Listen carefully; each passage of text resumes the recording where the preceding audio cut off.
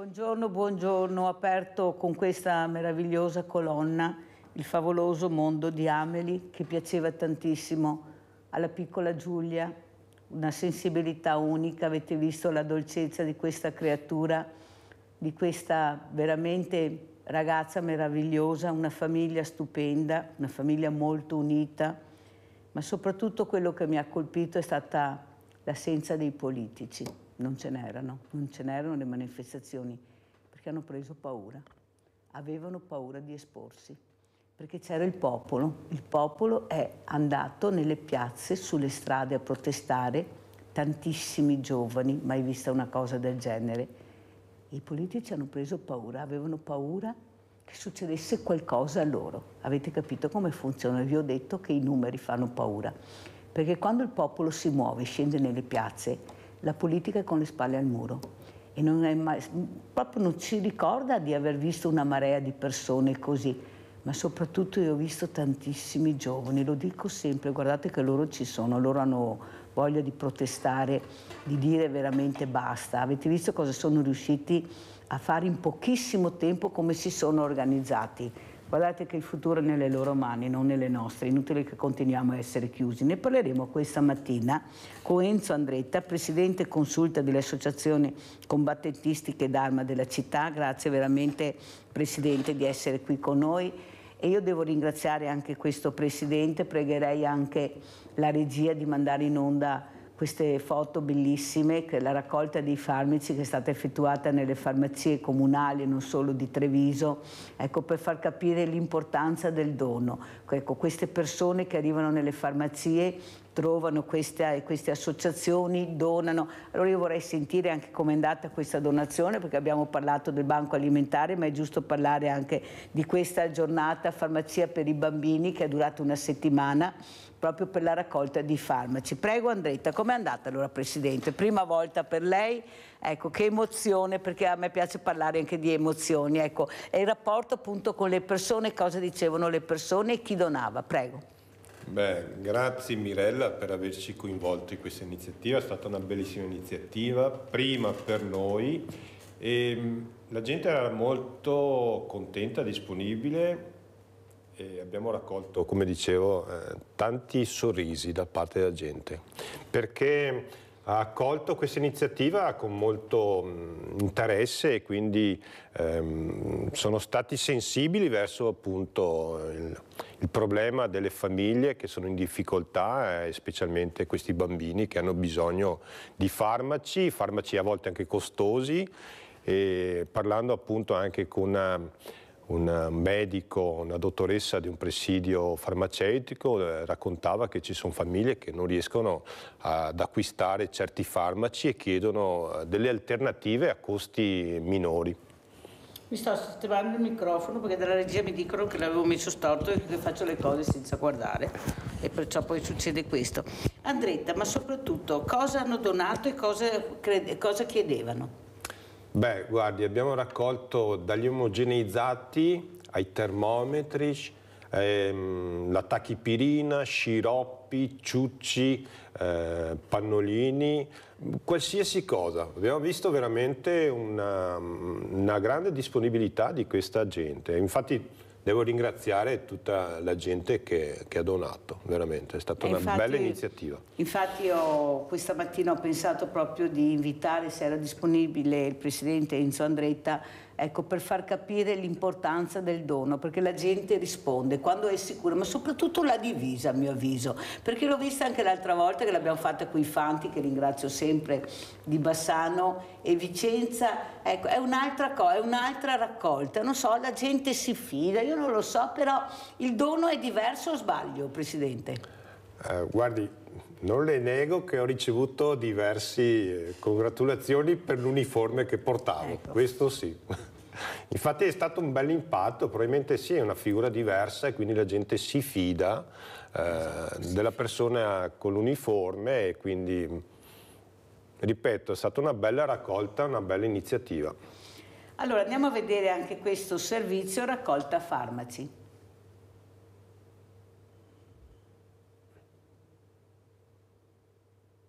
Abbiamo raccolto molto materiale, qualsiasi, dai farmaci anche agli omogeneizzati. La gente è stata molto disponibile e soprattutto disponibile nei sorrisi. Il bilancio dopo una settimana di raccolta è più che positivo e a certificarlo è uno dei tanti volontari mobilitati, Enzo Andretta, presidente della consulta delle associazioni combattentistiche di Treviso. In uniforme ha presidiato tra le altre anche la farmacia di Castagnole di Paese, tra i punti della catena di solidarietà promossa a livello nazionale dalla Fondazione Francesca Rava e supportata sul territorio anche dall'Associazione Veneti Schiacciati dalla crisi di Mirella Tuzzato. La povertà sanitaria tra le famiglie e i bimbi è più radicata di quello che possa sembrare. Ci sono molte famiglie che fanno fatica, infatti noi come farmacisti cerchiamo di offrire il massimo dell'offerta, dal prodotto anche che costa un po' meno o con gli sconti, per andare incontro anche a famiglie che hanno difficoltà, perché oggi molte piccole patologie si curano con l'automedicazione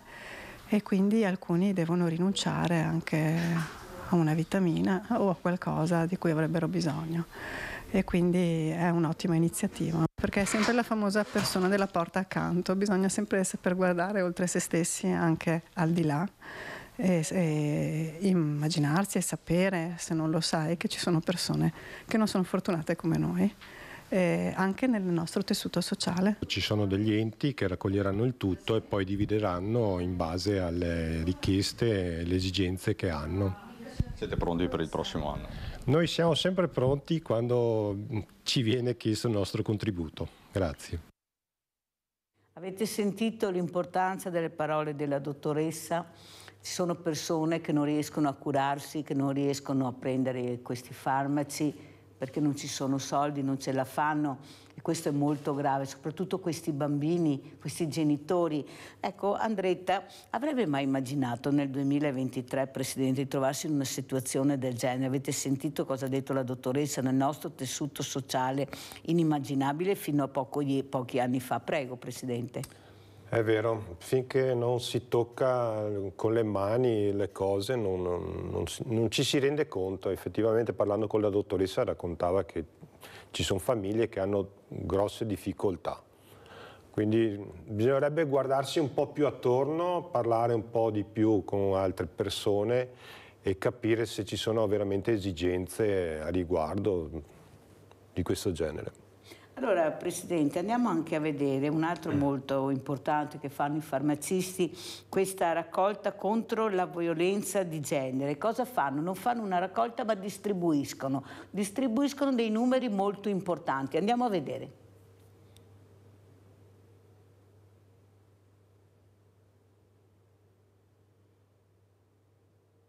Farmacisti contro la violenza di genere.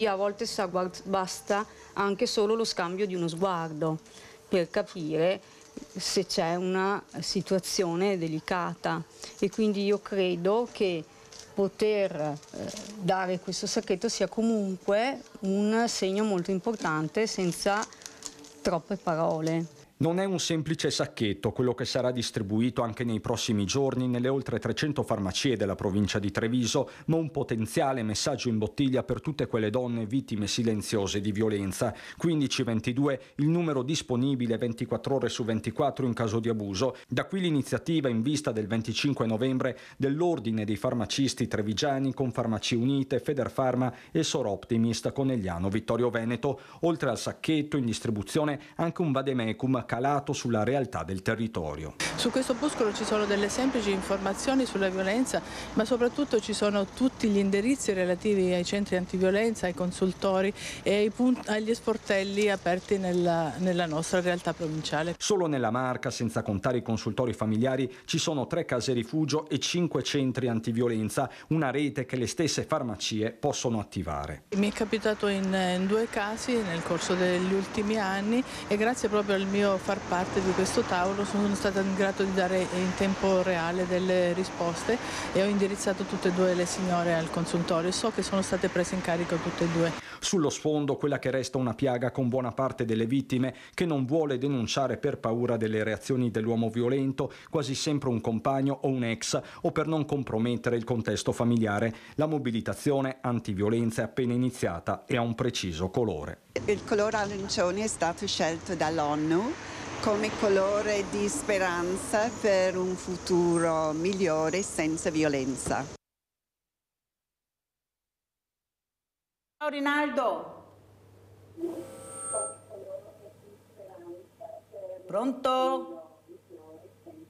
Rinaldo? Non lo sento. Allora, Presidente, Rinaldo? Ciao Mirella e Ciao. buongiorno ai tuoi ospiti. Sì, Mirella, pronto? Sì, ma sbassa la televisione però, Rinaldo. Anni che c'hanno, ma è che sempre la televisione alta. Ciao Mirella e buongiorno ai tuoi Ciao ospiti. Rinaldo. Ciao Mirella. Sì, c'è un problema che purtroppo non doveva neanche essere questa roba. Al fatto che lo Stato doveva intervenire e dargli una mano a questa povera gente. Noi dovremmo domandargli la carità di tutto qua in Italia. E dopo spiegare chi proprio schei, per gli aerei, per votare una porta aerei, ma pensa che robe, ma pensa dove siamo arrivati. Gli da 160 milioni di anni all'Albania per tenere questi sapinati in mano. È vergognoso mettere posto alla povera gente, questo è importante, e che esiste associazioni benefiche che fa di tutto per mettere una toppa. Ma dove siamo arrivati? In che mondo viviamo? Abbiamo da vergognarci di come che ci comportiamo di fronte a chi che ha bisogno. E basta, non mi idea di. E dopo tutti in televisione a farsi vedere, mi ho fatto, mi sono più bravo, mi qua, mi là. Ma da cosa me ne serve? Insomma, lì era più umanità, se non avevamo niente, adesso che tutti vede 3-4 macchine passa via, va bene, non siamo buoni a aiutare chi che ha bisogno.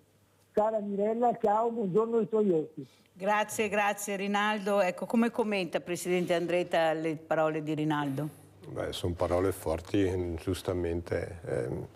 Dico sì, bisognerebbe un po' rivedere tutto, farsi carico di queste problematiche delle famiglie, forse seguire più sul territorio, essere più presenti e verificare dove effettivamente ci sono problemi. Penso non sia facile, però diciamo che lavorandoci tutti si riesce ad ottenere qualcosa. Lavorandoci tutti, il problema grande che abbiamo è fare comunità. Ecco, questo è un grande problema. Io ringrazio sempre Enzo Andretta perché voi non avete idea, ecco, quanto supporto dà anche alle mie iniziative e non solo, è sempre presente con le sue squadre, con i suoi uomini dappertutto, cercano di fare il possibile. Ma forse qualcuno dice la carriera militare, aver fatto il militare, i valori sono diversi, i ragazzi dovrebbero fare il militare. Lei cosa ne pensa, Andretta? Beh, se ne parla tutti i giorni di ritornare al servizio militare. Diciamo che è stata un'esperienza per me molto positiva perché è un vivere assieme ad altre persone, altri ragazzi di altre regioni, è un stare assieme, scambiarsi qualsiasi cosa, aiutarsi. Quindi dico è stata una bellissima esperienza. Ritornare al servizio militare penso sia molto complicato. Io dico sempre magari alcuni mesi di servizio utile per la società, questo sì. Integrarli magari su anche iniziative a sostegno di anziani, a sostegno di persone con disabilità, quant'altro. Ecco, questo sì, potremmo pensare a lavorarci. Presidente, un'altra cosa importante che ho sentito e anche ho letto, combattenti e reduci appello dell'associazione siamo senza volontari, oppure sono volontari diversamente giovani come li chiamo io, ma anche l'Arma, anche queste associazioni combattentistiche fanno fatica ad avere i giovani. Come mai secondo lei?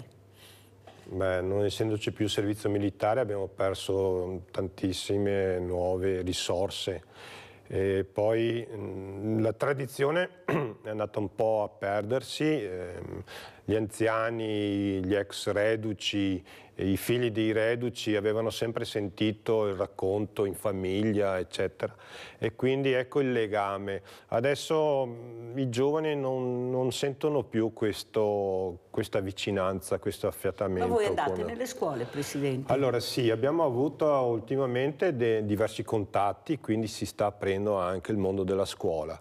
Però è molto difficile integrarli nelle iniziative, vediamo che hanno tante cose, Mirella, per la testa. Eppure io sono stata sia al Mazzotti che a Ricatti e quando ho chiesto a questi ragazzi ma voi avreste voglia di avvicinarvi al mondo del volontariato, mi hanno detto di sì, però hanno aggiunto che non ci conoscono. Ma allora io dico, ma se io ho le associazioni che dicono tutte noi andiamo nelle scuole, spieghiamo, i ragazzi sono molto attenti, allora o vanno solo in certe scuole e le altre non ci sono, oppure c'è qualcosa che non lega, cioè forse non riusciamo a intrigarli proprio perché non li facciamo diventare protagonisti, ecco, non gli facciamo mettere proprio le mani nella marmellata, che siamo noi, che è anche una buona marmellata, la nostra è pura, fatta bene, perché quando parli con loro dicono ma no, non vi conosciamo, ma ti piacerebbe partecipare, ecco, unirti al mondo del volontariato? Sì, ma no, ci conoscete? No.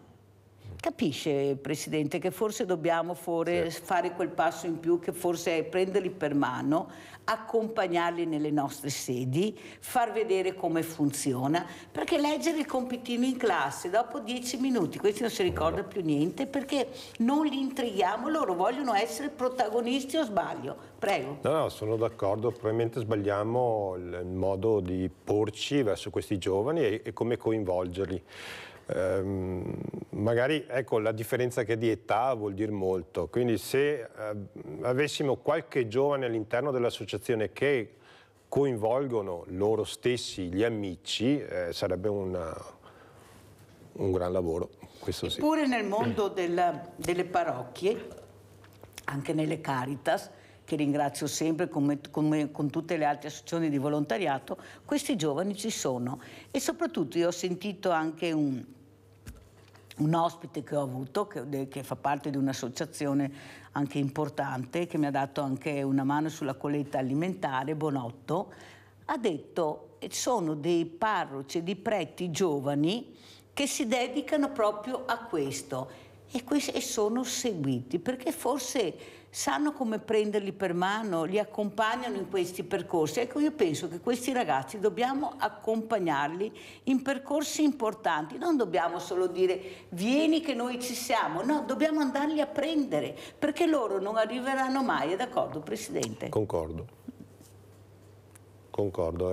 dobbiamo essere noi, andarli a prendere e portarli nelle nostre sedi e coinvolgerli nel nostro lavoro. Anche perché si parla nel pomeriggio naturalmente, e non è che sia obbligatorio, ma chi vuole può partecipare a questi percorsi di volontariato per vedere come funziona e dopo decidere. Non è che per forza devono subito venire a fare il volontario nell'associazione, ma accompagnarli in un percorso di volontariato, perché veramente se non cominciamo a fare qualcosa non ce n'è per nessuno. Questa è la mia grande preoccupazione. Allora andiamo a vedere anche un'altra cosa importantissima, oltre a vedere queste foto che ha fatto Presidente Andretta nelle farmacie. Io ringrazio ancora perché è stata una settimana, pensate, per la Mirella e per il suo banco alimentare quanto importante, perché arriveranno questi prodotti da banco che distribuiremo al mercoledì al banco alimentare, molto importante. Allora manca un mese a Natale, andiamo a sentire questo servizio, un mese a Natale.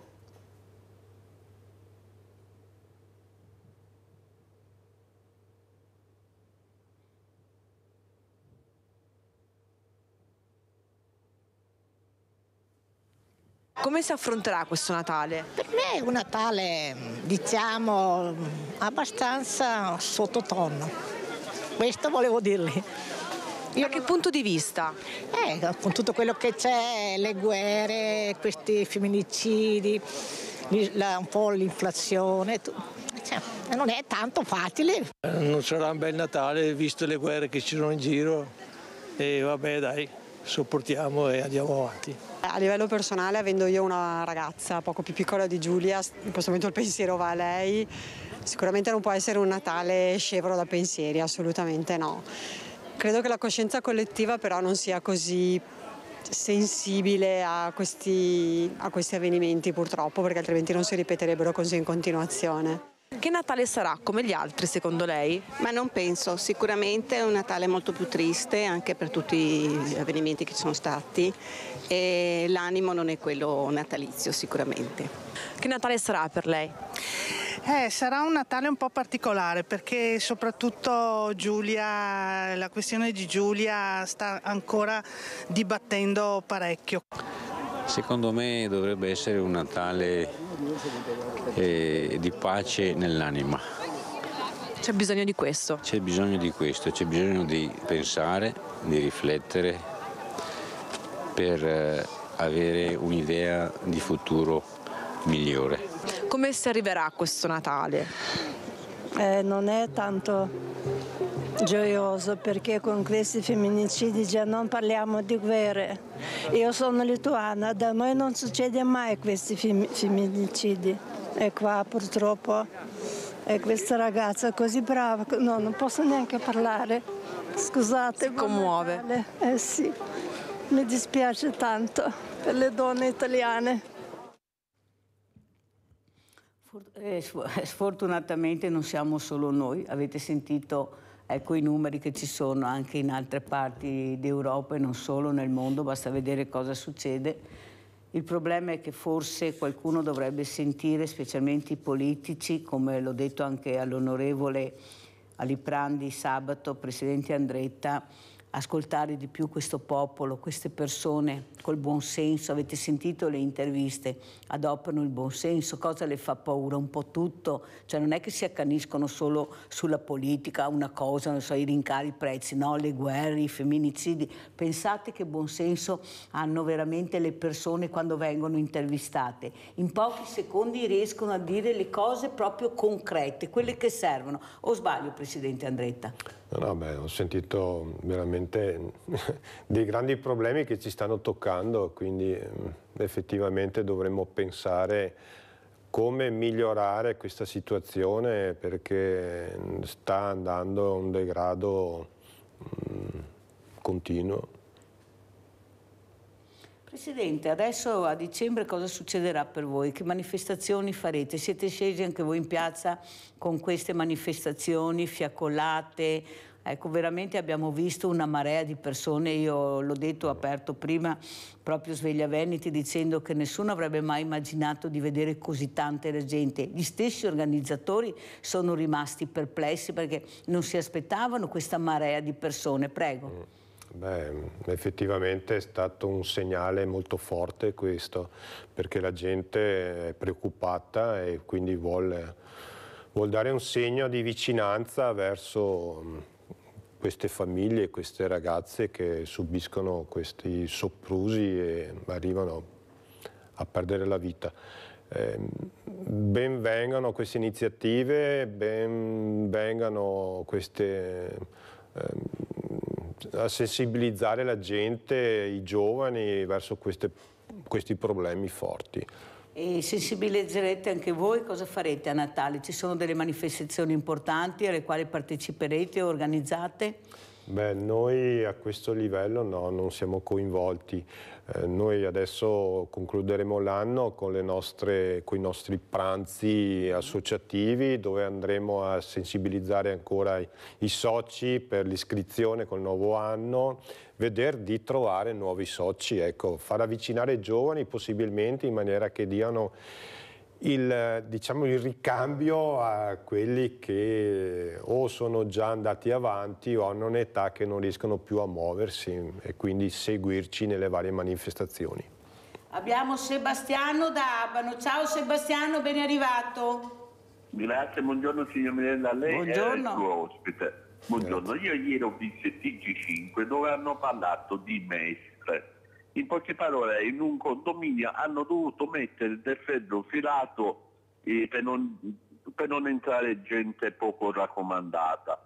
Ora io dico, siamo in un paese che dobbiamo mettere addirittura il ferro filato come se una caserma militare, cioè, ma stiamo dando i numeri. Io voglio sapere, noi abbiamo dei militari, no? Perché abbiamo purtroppo le forze dell'ordine che sono poco, però abbiamo i militari per ora l'Italia non è in guerra.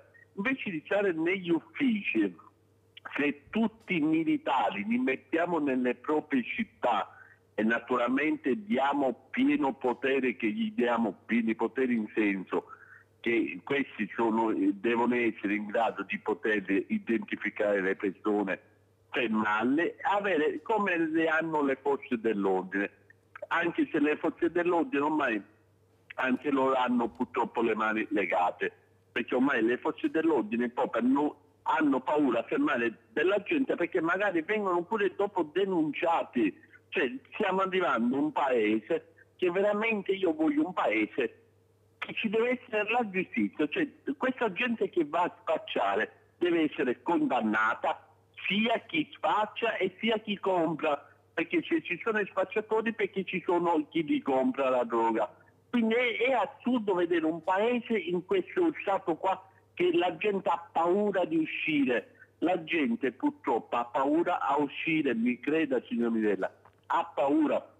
Io per fortuna no, perché sono bello e grosso e mi so difendere, ma ci sono persone anziane che hanno paura a uscire dalla propria casa. Noi abbiamo dato le mani a delle organizzazioni criminali, cioè l'abbiamo visto quante vetrine vengono spaccate a messi ai negozianti. Questo non è vandali, questa è un'organizzazione criminale che secondo me dietro c'è il pizzo che chiedono, e magari molti commercianti purtroppo sono costretti secondo me a pagare, perché se no gli spaccano la vetrina. Quindi lì non è una criminalità normale, sono organizzate. Quindi lì lo Stato deve avere pugno duro contro questa gente qua. La ringrazio signora Mirella e mi scusi, buongiorno. Grazie Sebastiano, avevo sentito le riflessioni di Sebastiano, però adesso saluto il professor Fabrizio Pregliasco, virologo. Grazie veramente professore Pregliasco di essere con noi, ci scusiamo anche per questo disguido che c'è stato. Professor Pregliasco, si parla della paura di uscire, ma qui comincia a esserci ancora la paura di uscire, di fare i pranzi e le cene, arriva Natale, perché sembra che questo Covid prenda piede ancora, i numeri cominciano a salire. Io l'ho invitata perché la sua voce è molto importante, la gente si fida delle persone per bene, dei medici, degli addetti ai lavori che dicono la verità. Allora com'è la situazione, professor Pregliasco? Ce lo dica.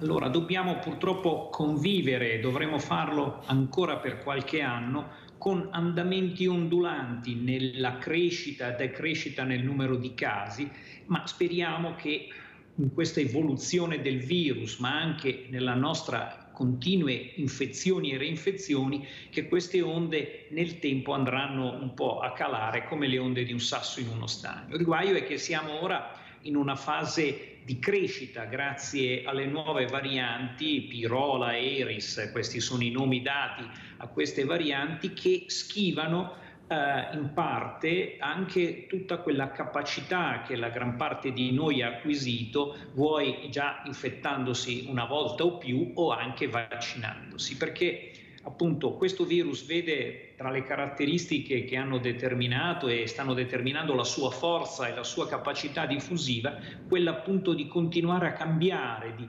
modificarsi, e quindi il nostro organismo, anche se ha acquisito una protezione che magari in parte funziona, così che per fortuna i casi gravi di malattia sono percentualmente meno rispetto al passato, però settimana scorsa, dobbiamo ricordarlo, in Italia sono decedute 235 persone anziane, persone fragili, e andando a vedere la loro storia, che non si sono vaccinate o che si sono stancate di richiamare la vaccinazione come invece è suggerito, e come tra l'altro è in corso in questo momento una campagna vaccinale che unisce le due campagne, quella classica storica contro l'influenza e quella contro il Covid. Tra l'altro è importante dirlo, le persone che vogliono fare questi 2 vaccini possono farle nella stessa seduta vaccinale in 2 punti diversi, perché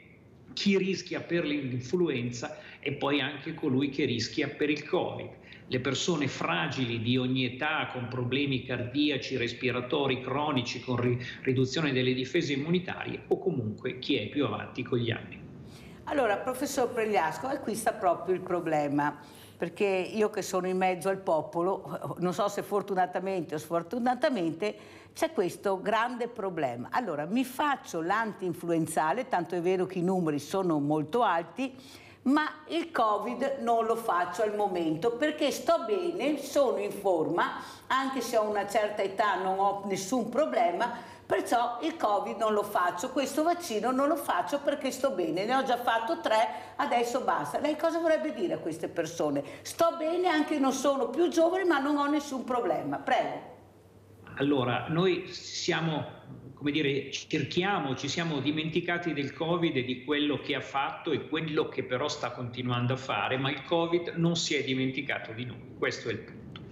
E oltretutto c'è una comunicazione che ha anche ridotto la sua, almeno nella percezione, la possibile sua gravità, per cui si dice ma è solo un'influenza. Intanto anche l'influenza i suoi guai li fa e ad oggi li fa di più dell'influenza. Come dicevo, 235 morti, il 7% delle terapie intensive in Italia occupate da persone che stanno male, quindi non sono lì a fare una gita turistica, ma hanno un Covid che ancora può determinare effetti pesanti. Quindi noi per certi versi è giusto che oggi si viva in modo più sereno, non si può continuare a essere chiusi in casa, a non muoversi, ma purtroppo poi questo meccanismo è quello di dimenticarsi e quindi di non voler considerare alcuni elementi di buon senso che invece sono necessari. E quindi l'opportunità della vaccinazione, del richiamo della vaccinazione, ribadisco,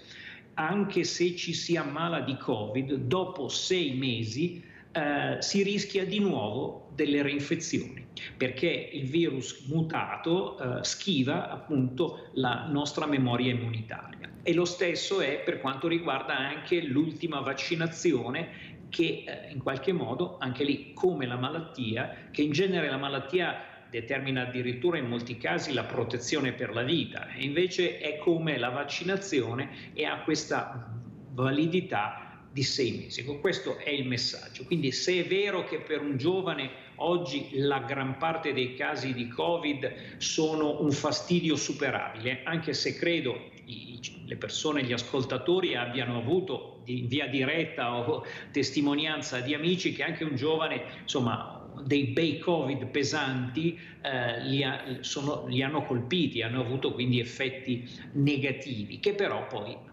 portano a guarigione. L'anziano invece rischia ancora degli strascichi. Quindi purtroppo c'è stata una discussione assurda con una comunicazione che ha dato troppo spazio e troppo rumore a chi stupidamente ha dei dubbi sulle vaccinazioni, che hanno anch'esse degli eventi avversi, quindi non è che bisogna dire è un viaggio certo, è una scelta certa, però non con quella, rumore che ha dissuaso o comunque allontanato le persone, perché come giustamente diceva, molte persone anziane nella prima fase si sono subito, rese disponibili e hanno atteso con ansia la vaccinazione, ma poi l'hanno in qualche modo dimenticata o comunque hanno un'inutile paura di chissà quali effetti collaterali,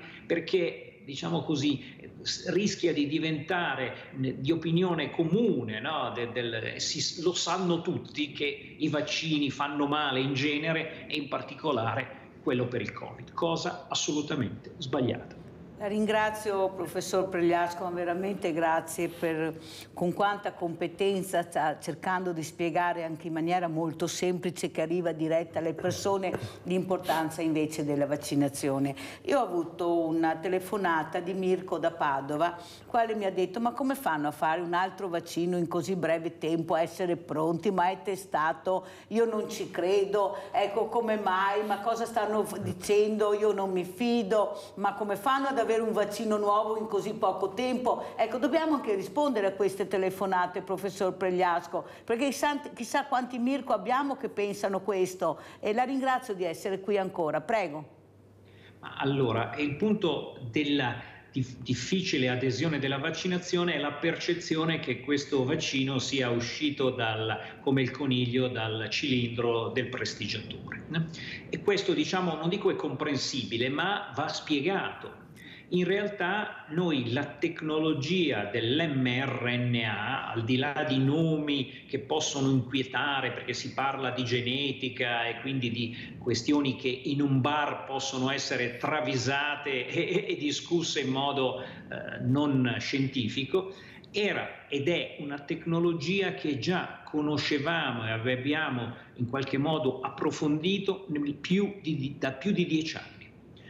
Era mancata, come dire, l'industrializzazione, l'ultimo miglio, tra virgolette, della come dire, possibilità di distribuire questi vaccini, cioè rendere questa molecola, diciamo così, protetta in modo che rimanesse stabile dal momento della produzione in laboratorio al momento della vaccinazione. Questo era il problema che da 10 anni ci teneva sulle spine. Gli enormi finanziamenti lanciati dagli Stati Uniti, da alcune fondazioni, dall'Unione Europea, hanno permesso di risolvere quest'ultimo scattino. Volevo ricordarvi una storia simile del passato. Fleming nel 1928 individuò la penicillina, ma fu solo nel 1945 che la penicillina fu resa disponibile, perché l'esercito inglese si rese conto che poteva essere un'arma strategica, in quanto le ferite di guerra sono, purtroppo ancora adesso, e all'epoca ancora di più per l'assenza degli antibiotici, un rischio per la vita dei militari, per l'amputazione degli arti. Quindi sono in quel caso, come per l'mRNA, passati anni finché non c'è stato uno sforzo per rendere distribuibile la penicillina. Ecco, è successa la stessa cosa con il Covid. Quindi noi questa piattaforma, diciamo così, che ora potrà essere usata, anzi si sta usando per altre patologie anche oncologiche che erano, diciamo così, inizialmente l'obiettivo dello sviluppo di questa tecnologia, sono state sdoganate. Poi l'aggiornamento del vaccino è semplicemente una piccola variazione del contenuto per far sì che ora sia disponibile, ed è quello che potrà essere trovato in tutti i centri vaccinali, un vaccino monovalente aggiornato a Omicron XBB, che è il capostipite delle varianti che stanno circolando ora. E questo lo si fa anche per altre vaccinazioni che di anno in anno vengono, come dire, aggiornate. In particolare la vaccinazione contro l'influenza, che di anno in anno, con la stessa tecnologia, con le stesse modalità produttive, in qualche modo tiene conto del cambiamento del virus, anzi dei vari sottotipi di virus di influenza che negli anni si succedono. Ecco, professor Pregliasco, un'altra cosa che si sente soprattutto dai Novax, perché ancora ci sono, che questo vaccino, che i vaccini in genere, specialmente questo, fa venire la SLA e i tumori.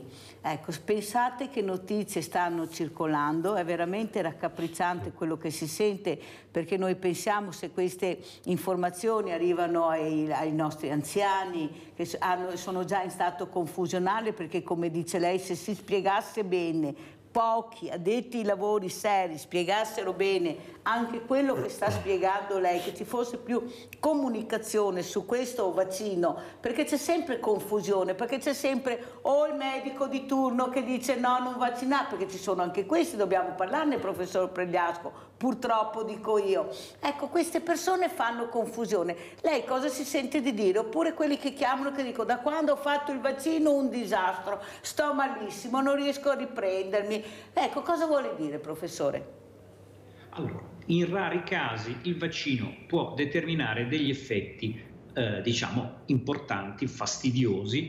Ad oggi statisticamente, da quando è stato messo in circolazione a livello mondiale con miliardi di dosi, questo vaccino è stato usato in una quantità immensa, superiore a quasi tutti gli altri farmaci in circolazione, no? E ad oggi a livello mondiale non c'è nessun rilievo di aumento di sclerosi multipla, di tumori e di un'altra cosa che viene lanciata spesso perché raccontata in malo modo fa paura, cioè l'aumento presunto ma non reale delle cosiddette morti improvvise, cioè quelle morti determinate in particolare da problematiche cardiache, che purtroppo ci sono sempre state e fanno ancora più impressione di una, come dire, idea addirittura del tumore, eccetera, ma perché colpiscono e colpivano e continuano a colpire, dobbiamo lavorare in questo senso, anche persone giovani in piena salute, perché purtroppo le malattie cardiache e le problematiche di ictus e di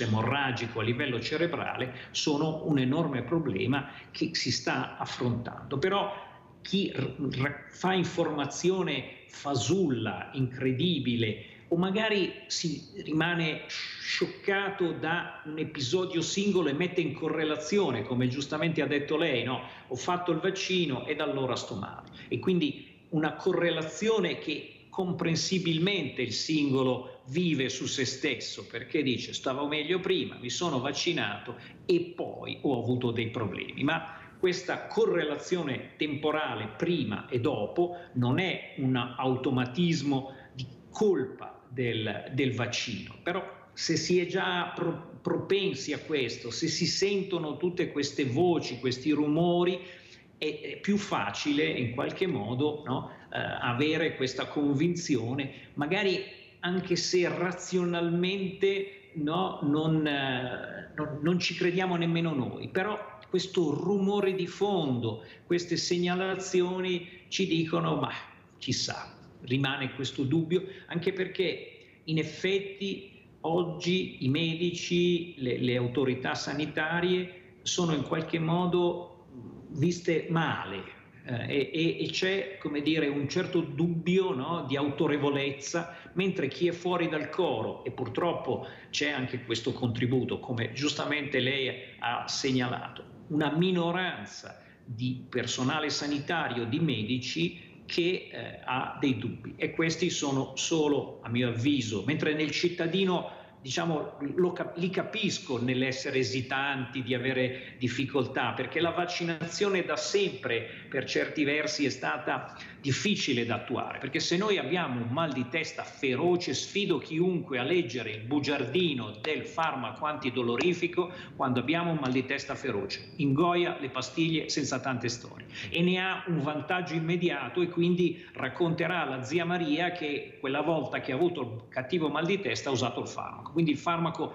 diciamo così, fa pubblicità a se stesso e alla sua efficacia, anche se i suoi guai ogni farmaco li causa, soprattutto anche questo tipo di farmaci. Invece il vaccino è diverso, no? Lo si fa mentre si sta bene, si valuta la gravità della malattia, ora si dice ma la malattia in fondo è banale, il vaccino, tutti questi mi dicono che ci sono questi effetti, chissà, magari sarà vero, e quindi da sempre la vaccinazione è difficile. Ma tornando a bomba, dicevo, mentre appunto nel comune cittadino, nel non esperto, questo ci sta, ma nel medico che dice delle sciocchezze contro i vaccini, questo è un ignorante ed è veramente una persona che mi mette in dubbio il fatto che sia capace di fare il medico anche su altri ambiti. Questo è quello che c'è da dire, è una dichiarazione forte, ma ci sta, perché se uno non studia sulla vaccinazione, che è un elemento importante, nuovo, va a documentarsi sulle fonti giuste, vuol dire che anche in altri ambiti fa delle cose sbagliate, ed è questa la tristezza della situazione. Ma questi medici sono operatori sanitari, professor Pregliasco, sono all'interno degli ospedali, sono negli ambulatori. Sono pochi, è importante dire questo. Ma ne basta anche uno, professore, per creare una confusione poi col passaparola che c'è poi tra le persone. Questo me l'ha detto il mio medico, l'ha detto quel professore, l'ha detto quel scienziato, perché abbiamo avuto anche casi di qualche scienziato. Capisce che la confusione, come ha detto lei, è sovrana, perché ignoriamo veramente quello che è veramente la realtà, invece che ce la sta spiegando molto bene lei. I vaccini hanno salvato le vite, questo è, i dati sono dati, i numeri sono numeri, da là non si scappa. Grazie veramente, professore. Allora, prima di andare in pubblicità sentiamo Giusy. Ciao Giusy. Ciao Mirella, buongiorno ai tuoi ospiti. Allora, dottor Pregliasco, ma perché tante persone appena fatto il vaccino, io Mirella chiedo sempre a tutti i medici che vengono qua, scusami ma li devo chiedere, a tante persone appena fatto il vaccino hanno avuto dei problemi abbastanza significativi che prima non avevano, ma cosa ha scatenato?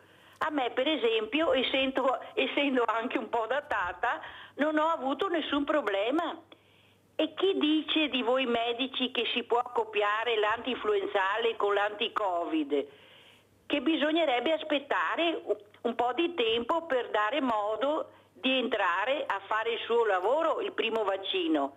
Uno alla volta, insomma, dicono, e tanti dicono che si possono accoppiare su un braccio quello dell'antinfluenzale e l'altro. Mi può dare una spiegazione anche lei, dottor Pregliasco? La ringrazio. Grazie Giusy. Allora, siccome che Giusy è la voce di altre persone che sono sicure che dicono quello che pensa la Giusy e magari non riescono a prendere la linea, andiamo in pubblicità, così dopo il professor Pregliasco spiega bene. Pubblicità.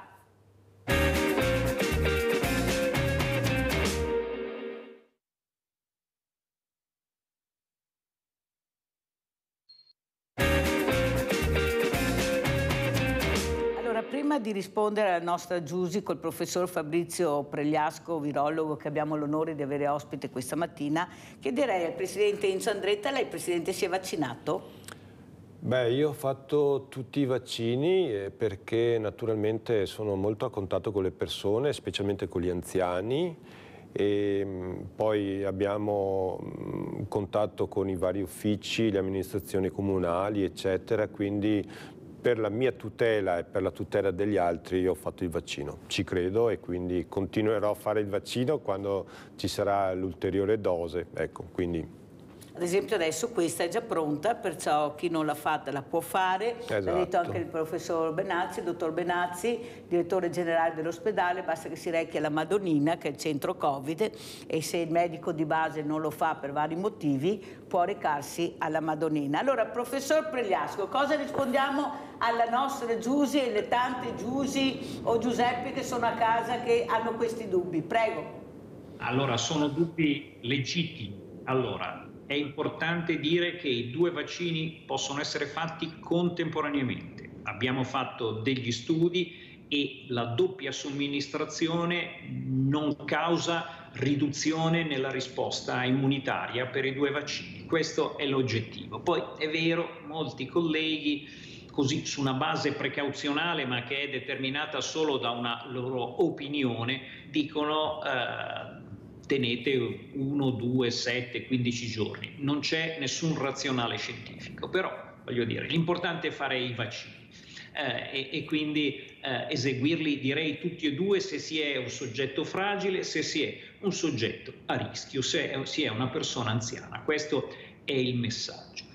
E gli effetti collaterali anche qui ci sono, ma non sono imponenti e gli studi a livello mondiale che raccolgono le informazioni ci dicono che si tratta di disturbi temporanei, cioè un po' di febbre, di dolori muscolari, un senso di stanchezza che si protrae per alcuni giorni, ma tutto il resto che viene attribuito ai vaccini invece ad oggi non è dimostrato e penso non lo sarà mai, ma comunque il monitoraggio di ogni farmaco e di ogni vaccino segue nel tempo, ma direi che ormai siamo veramente a una dimensione mondiale di miliardi di dosi somministrate che ci fanno rimarcare la assoluta sicurezza di questo vaccino. Grazie professore, abbiamo Gianfranco Valeri in linea da Cessalto. Ciao Gianfranco. Sì, buongiorno signora Mirella. Buongiorno. Buongiorno Presidente e buongiorno professore. Io professore ci credo enormemente ai vaccini, alla ricerca e tutto. Ecco, le spiego un piccolo particolare, professore, che è anche un po' grande per me. Ecco, io ho avuto un tumore al colon trasverso. Quando ho avuto il tumore ho affrontato il problema e me l'hanno risolto. Mentre facevo chemioterapia le cose non andavano bene, mi hanno diagnosticato un altro tumore alla prostata, hanno affrontato il problema e con l'ormonoterapia e la radioterapia ho risolto anche quel problema. Poi dopo 6-7 anni ho un altro problema, la fibrillazione arteriale. Ho affrontato anche quel problema e adesso sto bene. Dopo un po' di anni un altro problema ancora, le apnee notturne, ho affrontato anche quel problema e sto bene ancora. Io l'unica medicina che faccio, professore, faccio 10 chilometri a piedi ogni giorno, cerco di star bene, vado al bar, gioco le carte e ecco, viva la scienza, viva i vaccini e viva i professori. Buongiorno e grazie e buon lavoro. Ah, che bella sta telefonata, ti voglio proprio bene, guarda, veramente, perché sono messaggi positivi. Chissà quanti a casa diranno, speriamo pochi, ma cosa sta dicendo il nostro Gianfranco Valeri? Prego, professor Pregliasco. Io direi che appunto evidenzia questo signore la capacità che c'è oggi, che ancora non è completa, ma sicuramente superiore al passato, di affrontare tutta una serie di problemi che abbiamo e che soprattutto abbiamo grazie al fatto che c'è una speranza di vita, in particolare in Italia, superiore al passato, perché i guai che ci ha raccontato brevemente il telespettatore sono, come si sa, legati agli anni diciamo più avanti, no? E tutto questo grazie al fatto che appunto stiamo bene, c'è un servizio sanitario nazionale che ha le sue magagne, ma diciamo ad oggi un ambiente, un sistema sociale che ci permette di invecchiare al meglio possibile. Fa delle cose buone però anche questo telespettatore, perché ci mette di suo e sicuramente il fatto di essere attivo, di fare un'attività fisica che non vuol dire un'attività sportiva, che potrebbe come tale essere anche pericolosa se come si dice si esagera, no? Nella prestazione, nell'ottenere risultati, ma invece un'attività fisica sistematica e costante è un elemento determinante, perché si è visto che ha un'azione anche sugli aspetti psicologici e anche quindi giocare a carte e stare insieme è un elemento importante, quindi è fondamentale per le persone anche più avanti con l'età non chiudersi in se stesse. È chiaro che a volte ci sono dei guai fisici oppure un contesto intorno che non li facilita, ma direi cerchiamo di fare qualcosa di molto simile a questo ultimo nostro telespettatore. E un altro telespettatore della grande famiglia di Sveglia Veneti, Livio da Padova. Vai Livio. Ciao. A tutti gli ospiti. Volevo fare una domanda al professore, una mia curiosità. Dunque, perché non è stato vietato tutte quante queste manifestazioni anti-Covid?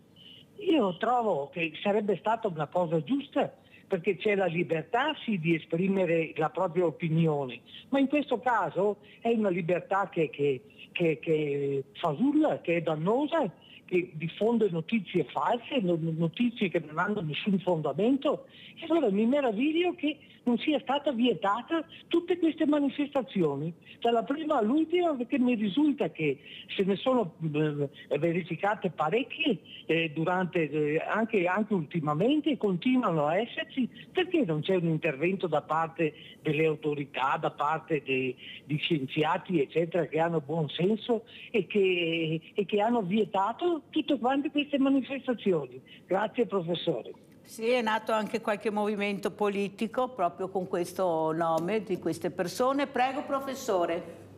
Allora, direi siamo in una società democratica.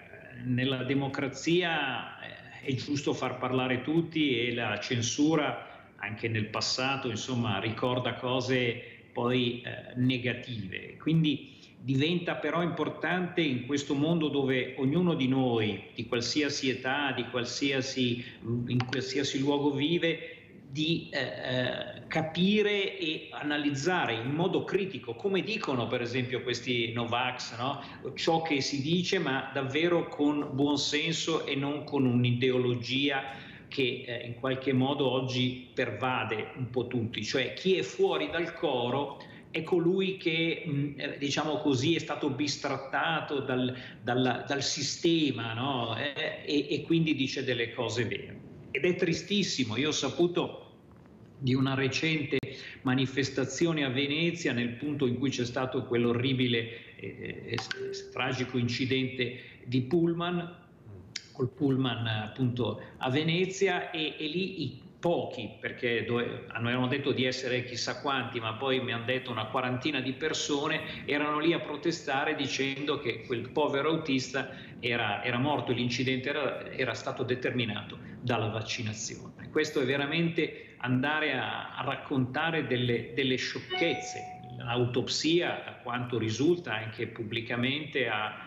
escluso questo elemento, e purtroppo le morti improvvise, le complicanze, lo accennavo prima, ci sono e sono una delle altre scommesse della medicina del futuro. Quindi davvero rimane in questo rumore di fondo che peraltro, mi permetto di dire, ora c'è negli altri argomenti contingenti che stiamo affrontando, no? Le problematiche diciamo delle guerre che sono veramente a due passi da noi, no? E che in qualche modo anche qui vedono contrapposizioni e non l'approccio che secondo me deve essere quello, a mio avviso, ma credo così, che non ci debbano essere guerre, ma purtroppo l'uomo è questo e quindi bisogna comunque, no, sforzarsi di trovare soluzioni di compromesso, e la democrazia in Italia, direi, prevede anche questa possibilità, no, di far parlare il dissenso. E poi appunto leggevo sul Corriere della Sera di ieri una constatazione, cioè non si può fermare l'odio, cioè non si può colpire l'odio, si deve cercare di ridurlo, di fare in modo che non ci sia queste educazioni. Infatti ci sono già tutta una serie di leggi riguardo agli effetti che l'odio poi può determinare, ma rimane questa cosa che è davvero dei nostri tempi, e purtroppo devo dire i social sono un elemento facilitante, perché i social sono divisivi, creano su qualsiasi cosa, anche semplicemente sui piatti, sull'alimentazione, una tifoseria. Basta vedere cosa è successo anche con Filippo Turetta, che hanno scritto che ha fatto bene a uccidere la povera Giulia. Pensate la mente umana con i social dove arriva, questi codardi che si nascondono dietro questo meccanismo infernale che è il social, e si permettono veramente di dire delle cose incredibili. Abbiamo Maria da Bovolenta, poi salutiamo gli ospiti. Vai Maria, veloce. Sì, ciao Mirella, ciao. E un buongiorno al signor Andreata e soprattutto il grandissimo professore che hai là. È un onore, professore, di parlare con lei. Allora, professore, io ho fatto, essendo una oncologica, è ovvio che purtroppo per la mia salute ci tengo, ma anche se io non fosse alla salute ci tengo molto. Ho fatto i 4 vaccini e adesso il 13 di dicembre ho il 5º, e me l'ho fatto perché io ho fatto quella antitetanica. La settimana scorsa proprio qua ho fatto il pneumococco, la seconda, e dopo ho fatto anche quello del fuoco di Sant'Antonio, ho fatto il richiamo dell'antitetanica. Insomma, ben venga questi vaccini, perché siete delle scienze, professore.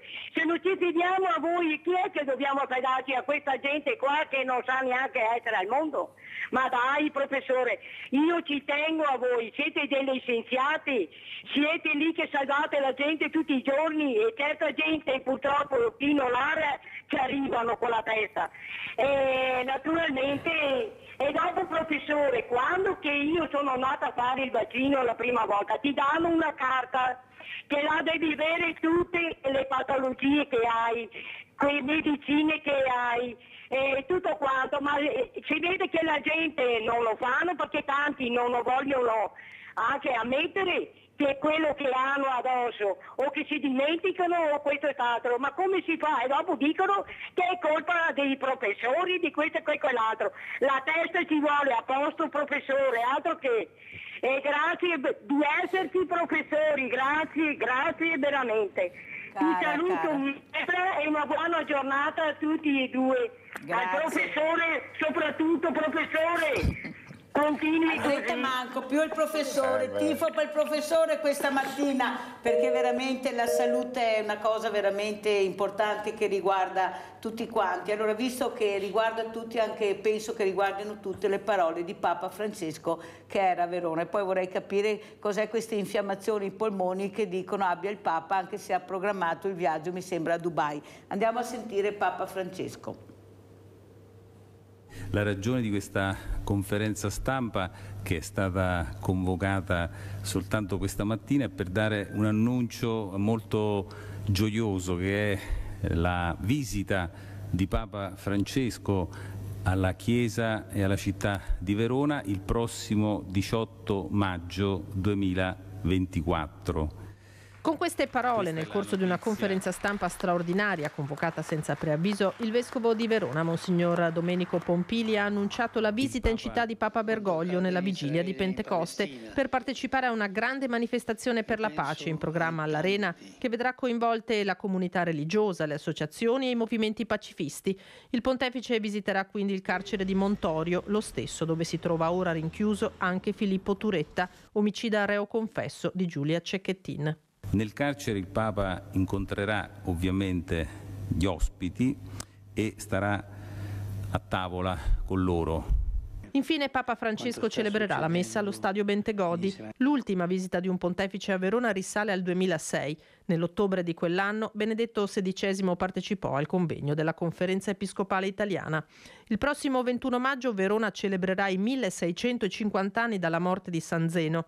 Verona crocevia di popoli, secondo il Papa, e dunque spazio adatto al confronto e al dialogo.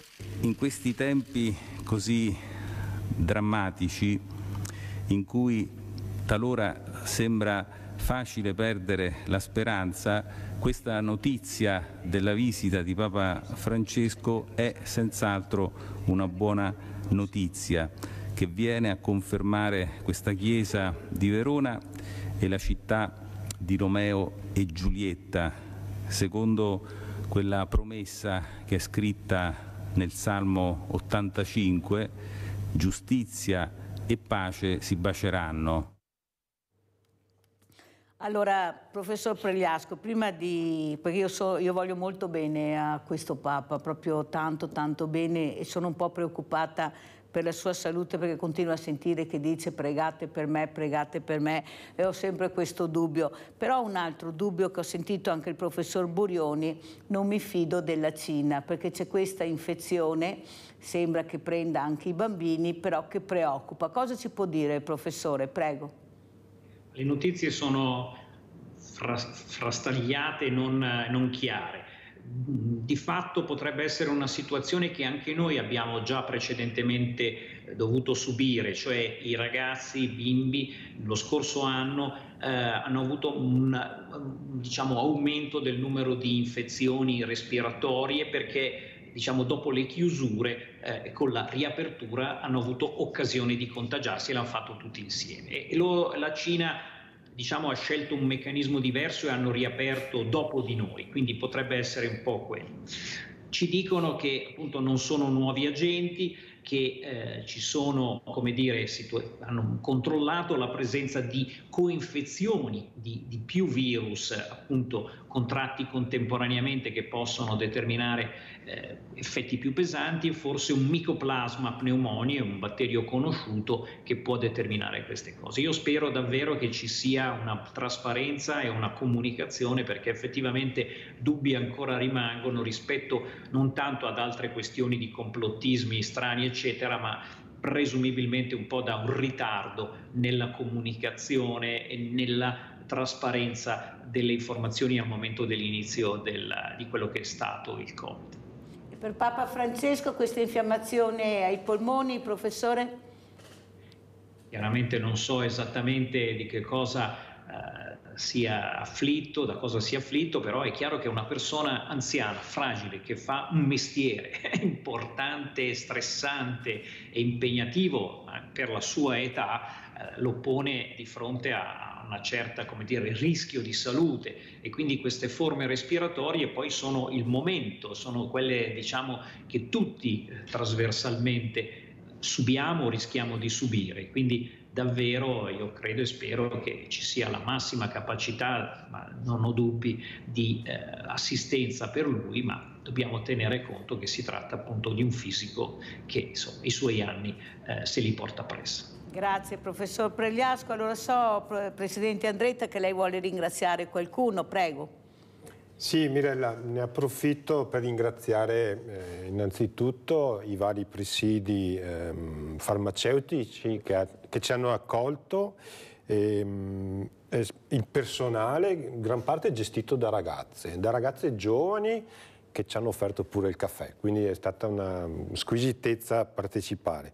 E poi volevo ringraziare il presidente del nucleo paracadutisti di Roncade, Roberto Smagnotto, Alberto Lorenzetto, che è il segretario dell'Associazione degli Artiglieri, i combattenti reduci di Monigo, il presidente Aristide Pierobon dei Cavalleggeri di Treviso, che mi supporta in tutte le iniziative, e poi tutte le persone sensibili che hanno donato a questa iniziativa, Mirella, della raccolta di farmaci per uso pediatrico per le famiglie in difficoltà.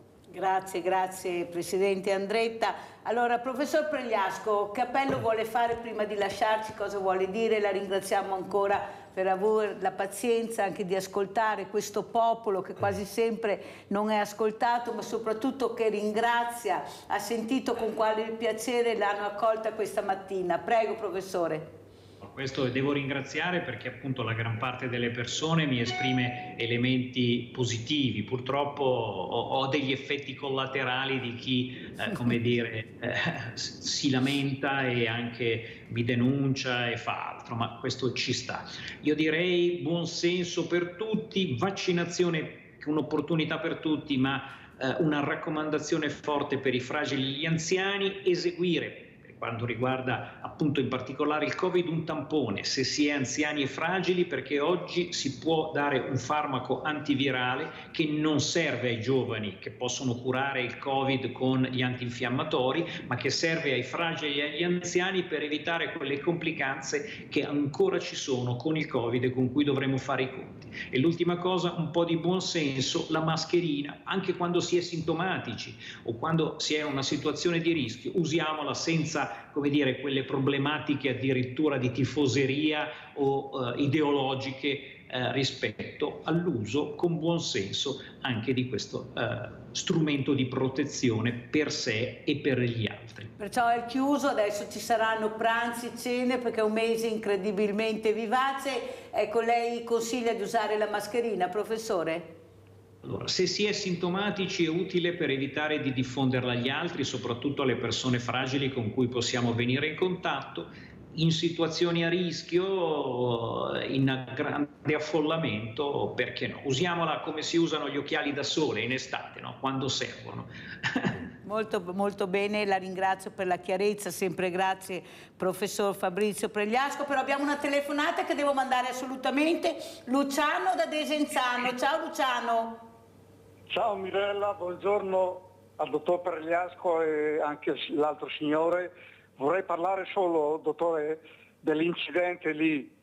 Lei dice che non è impossibile, io sono 58 anni con le patenti, ho guidato autotreni, bus, ambulanze, è impossibile, dottor Pregliasco, anche lei è autista, che un autista vada per 50 metri contro il guardia Rai.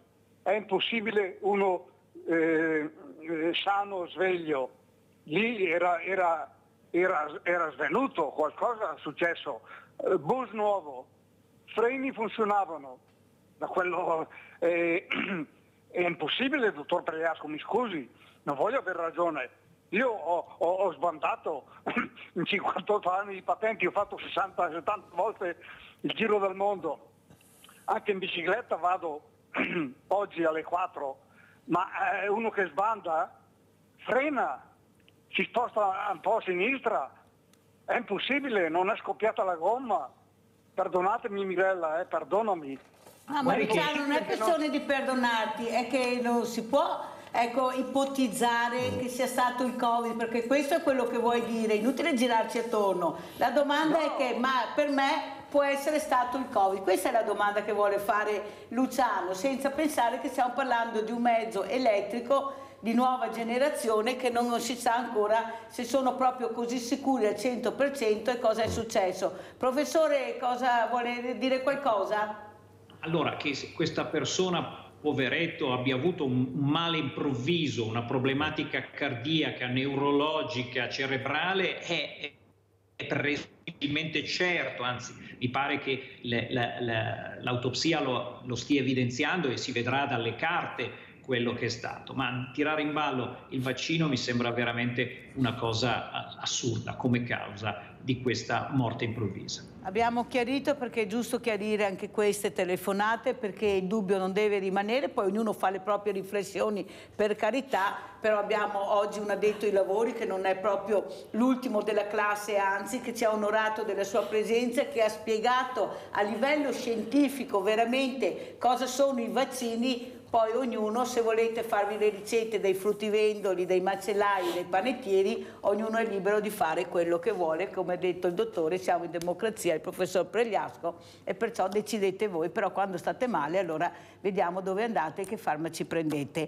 Grazie al professor Fabrizio Pregliasco, virologo, veramente un buon lavoro, e sempre grazie della grande famiglia di Sveglia Veneti. Grazie Enzo Andretta, presidente consulta delle associazioni combattentistiche d'Arma della città di Treviso, che ci ha veramente supportato in questa lunga settimana di raccolta dei farmaci per i bambini della Fondazione Rava, e andiamo in pubblicità.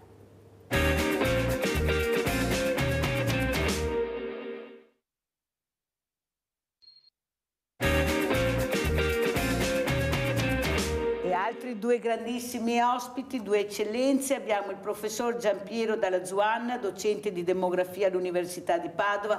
Grazie veramente professore di essere qui. Saluto anche Angelica Giancola, avvocato, criminologa, collegata da Udine. Grazie anche a lei, avvocata, di essere qui, giorni che non possono invitarvi per capire che siamo molto confusi. Abbiamo da una parte una montagna di giovani bravissimi, bellissimi, ma veramente competenti. Abbiamo sentito le interviste, cosa ci hanno detto. Loro hanno mostrato la faccia, mostrano la faccia nelle manifestazioni, sono solo loro. Ieri è stato qualcosa di diverso, ma la maggioranza erano loro, una marea di gente, ma una marea di persone, e la politica ha avuto paura di confrontarsi, perché veramente il popolo fa paura quando si unisce. Professore Dalla Zuanna, questo popolo inimmaginabile, ecco, 104, 105 femminicidi hanno fatto sì che l'ultima, la piccola e povera Giulia, scatenasse questa rabbia, questo dolore, questi sentimenti, ecco, le emozioni. Ecco, Giulia, la sorella Elena, questo papà, sono riusciti ad emozionare e far scendere in piazza le persone. Prego, professor Dalla Zuanna. Certo, forse la criminologa potrà parlare meglio di me di queste cose, ma io quando sono stato in Senato ho fatto parte della commissione d'inchiesta sui femminicidi. e ho avuto occasione di vedere specialmente il lavoro dei centri antiviolenza, che sono in grado di evitarne moltissimi. Questa è la cosa importante che è da dire. Per cui è importante che ci sia stato un incremento anche dei fondi dati a questi centri. È molto importante che avevamo già iniziato a farlo noi ancora quando ero in Parlamento io, ma dopo si è continuato e c'è stato questo bellissimo episodio di questa legge che è stata approvata da tutto il Parlamento insieme. Questo è molto importante perché guardate, è fondamentale per le donne in particolare, perché purtroppo ci sono anche uomini che vengono, che subiscono violenza eccetera, ma sono in grandissima parte donne, abbiano il coraggio di denunciare. Non è facile. I centri antiviolenza hanno il vantaggio che se una donna si rivolge a loro avrà la massima riservatezza, e può anche essere che questo non porti necessariamente ad andare con le forze dell'ordine, con la questura eccetera. Cioè, quindi lo dico proprio a chi sta ascoltando: se vedete anche una vostra vicina, una vostra parente che ha queste cose, indirizzatela verso questi centri, perché possono fare veramente la differenza. Allora, prima di parlare ancora di femminicidi, perché io ne parlerò non solo questa settimana, perché voglio vedere quando si calerà questo sipario, perché in Italia è facile vedere tante manifestazioni, dopo 2 giorni si cala il sipario e non si sente più niente. Io invece continuerò a parlarne, continuerò ad avere ospiti per far capire che forse dobbiamo emozionarci, partecipare e fare comunità. Autonomia, professore, io voglio sentire, ecco, questa autonomia che sembra ormai, ogni anno dicono quest'anno, poi invece il prossimo anno, ecco, molta autonomia che ha anche il governatore, il presidente Luca Zaia per quanto riguarda la sanità, anche la scuola, però qualcosa non viene detto, non lo sappiamo. Ecco, dal suo punto di vista com'è la situazione? Abbiamo 2227 giorni dal referendum, leggiamo anche il numeretto, prego. Ma io quando c'è stato il referendum l'ho appoggiato, l'ho votato, e anche grazie appunto alla posizione del Partito Democratico di cui io faccio parte, il referendum è stato approvato dalla maggioranza assoluta degli aventi diritto in Veneto, quindi c'è stata una cosa importante. Non eravamo tutti d'accordo su questo, però io sono ancora convinto della bontà di questa scelta. Adesso è stata approvata, diciamo non approvata ancora la legge, ma è stato definito un disegno di legge che è stato anche definito insieme con le regioni, andrà avanti e ovviamente intanto c'è un'illusione che va tolta in ogni caso. I veneti non devono pensare che con questa legge arriveranno più soldi, perché non sarà così. Quello che potrà succedere, se saremo bravi, diciamo, è che potremo spenderli meglio. Questa è un po' l'illusione. La speranza, ecco, di questo. Ma tanto per dire la difficoltà della cosa, perché cosa vuol dire autonomia? Cioè vuol dire fondamentalmente che alcune cose che fa adesso lo Stato saranno passate alle regioni, però per far questo bisogna andare a vedere le singole cose che fa lo Stato. La commissione che ha appoggiato, che ha aiutato, la commissione Cassese, no? Che ha aiutato la definizione di questo disegno di legge, ha individuato non 21 materie, quelle che dice il nostro Presidente Zaia, ma ha individuato le 580 funzioni che lo Stato esercita e che potrebbero essere mediate, passate in parte alle regioni. Vuol dire 580 funzioni, cose che fa lo Stato centralmente adesso, con le risorse relative. L'idea è quella che una regione che ottiene nell'accordo con lo Stato l'autonomia su una certa risorsa, la scuola per esempio, ma non la scuola in generale, la gestione, mettiamo un po' degli edifici scolastici o altre cose di questo genere, adesso sto dicendo cose a caso, si trova, riceve questi soldi e li spende, ma non riceve più soldi, riceve gli stessi soldi che prende adesso e questi dovrebbe riuscire in teoria almeno a spenderli meglio. C'è una cosa su cui io sono molto scettico sinceramente, io credo profondamente autonomista, cioè anzi io sarei federalista più che autonomista, nel senso che il mio modello un po' è la Germania, cioè dovremmo avere le regioni autonome, le regioni che sono in grado di raccogliere i propri fondi fiscali e spenderli e renderne conto ai cittadini, ma non in modo come si dice, all'arlecchina, ma secondo me dovrebbe essere che ogni regione fa questo tipo di cosa e secondo me dovrebbe anche essere esteso agli enti locali inferiori questo, cioè anche i comuni. Una volta era così, quando c'era l'ICI, se vi ricordate, sì, poi è stata tolta eccetera, i comuni arrivavano a raccogliere metà dei fondi loro attraverso l'ICI e ne rendevano conto ai cittadini, perché la cosa fondamentale su questi tipi di cose è che ci deve essere un legame diretto fra chi raccoglie le tasse e chi le spende, se no non c'è responsabilità. Ecco, io mi auguro che tutto questo processo che è partito, grazie anche a una legge che avevamo a un cambiamento costituzionale che il centro-sinistra aveva approvato nel 2001, no? Poi noi volevamo enfatizzarlo ancora di più con la riforma costituzionale che poi è stata bocciata anche dai cittadini, no? Quando, ecco. Ma dopodiché si spera adesso che venga fuori un qualcosa che sta in piedi. Io non sono convinto che la legge così com'è funzionerà, ma adesso non possiamo entrare nei dettagli, sì, eccetera. Però ci sarà un passaggio parlamentare, mi auguro che vengano recepite anche alcune considerazioni sono state fatte anche dall'opposizione, anche il Veneto, cioè i nostri parlamentari del centro-sinistra avevano presentato una cosa alternativa. È fondamentale che, come è accaduto anche sui femminicidi, come è accaduto su altre cose, si vada verso una convergenza, perché questi tipi di leggi è fondamentale che vengano approvate col massimo della, come si dice, dell'estensione, perché poi non bisogna che quando cambi il governo le leggi vengano cambiate, cioè devono essere leggi un po' come la Costituzione, che restano lì e poi definiscono la struttura dello Stato. Allora, spero di essermi spiegato, sì, perché non è spiegato, non è almeno complicato. Io ho capito molto bene cose che magari erano anche un po' confuse, però professor Giampiero Dalla Zuanna, lei ha detto gli italiani hanno bocciato, ecco, non hanno approvato, ma le sembra che ci sia stata una trasparenza, una conoscenza del problema? Oppure ogni volta ci dicono vai a votare sì o no, il no diventa sì, sì diventa no, pensate anche alla confusione in questo, anche i diversamente giovani, penso io, poveretti. E perciò questo cittadino è confuso. Pensiamo solo ai comuni nell'Unione oppure in altre circostanze che dovrebbero veramente spiegare ai propri paesani, ai propri cittadini la fusione, l'unione, il perché, il pro, il contro, non hanno spiegato. Io li ho avuti qua, gliel'ho anche detto, ma lei ha spiegato i pro e i contro per loro? No. Ma no, allora capisce che poi la confusione, come sui vaccini, abbiamo sentito prima il professor Pregliasco, regna sovrana.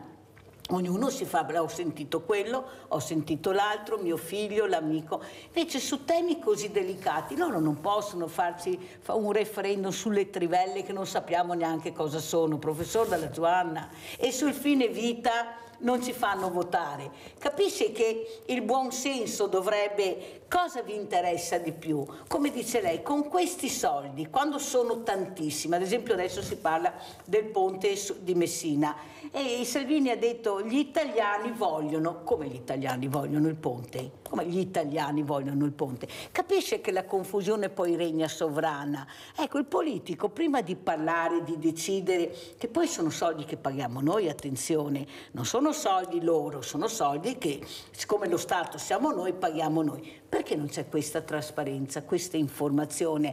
Il popolo è disorientato, basta vedere, abbiamo 65 governi in pochissimo tempo, me lo sono anche scritto per non sbagliare, 68 governi in 75 anni, il professor Dalla Zuanna, non volevo dare numeri sbagliati. Cioè capisce che si fa fatica a capire se contiamo, se siamo degli invisibili, che contiamo solo quando vogliono loro e come vogliono loro. Ci hanno tolto anche le preferenze, prego professore, poi andiamo dall'avvocata. Ma ci sono secondo me due aspetti importanti. Da un lato ci sono dei temi che sono oggettivamente complicati, cioè che è molto difficile riuscire a, come diceva Mirella adesso, a trasformarli in sì e no. Cioè, perché non è così? Cioè, quando io devo discutere della bontà, che so io, del ponte sullo Stretto di Messina, io ho insegnato a Messina 3 anni, per dire, all'università, e lì parlavo con la gente sul ponte, qua e là, e ogni testa aveva un'idea diversa su questa cosa, ma perché è complicato? Cioè, è molto difficile capire se un investimento di 10 miliardi, quanto ci vuole per fare sto ponte, 12 addirittura, o cose di questo genere, alla fine porterà un guadagno per tutto il paese, eccetera. Non è difficile, e anche là pensare di arrivare a un referendum popolare su un tema del genere, io lo trovo quasi offensivo rispetto alle persone, perché queste sono cose che, come abbiamo sentito anche prima, parlando dei vaccini, eccetera, bisogna anche avere un po' di fiducia nei tecnici, un po' di fiducia alla fine nella politica che fa sintesi. Del resto la democrazia è questa, cioè è che questi tipi di decisioni vanno prese dai rappresentanti del popolo, diciamo così, eletti, possibilmente, come diceva lei, con le preferenze, in modo da poter avere un rapporto diretto con la persona che si elegge. Non a caso le cose che funzionano meglio a livello di elezione sono l'elezione del sindaco, l'elezione del presidente della regione, perché sono dirette personali. E questa è la prima cosa. L'altra cosa, nelle persone però è fondamentale stare attenti su queste cose. Noi adesso siamo nella società dei social, no? Dove ognuno può dire quel che vuole e ha una cassa di risonanza, cosa che una volta non esisteva.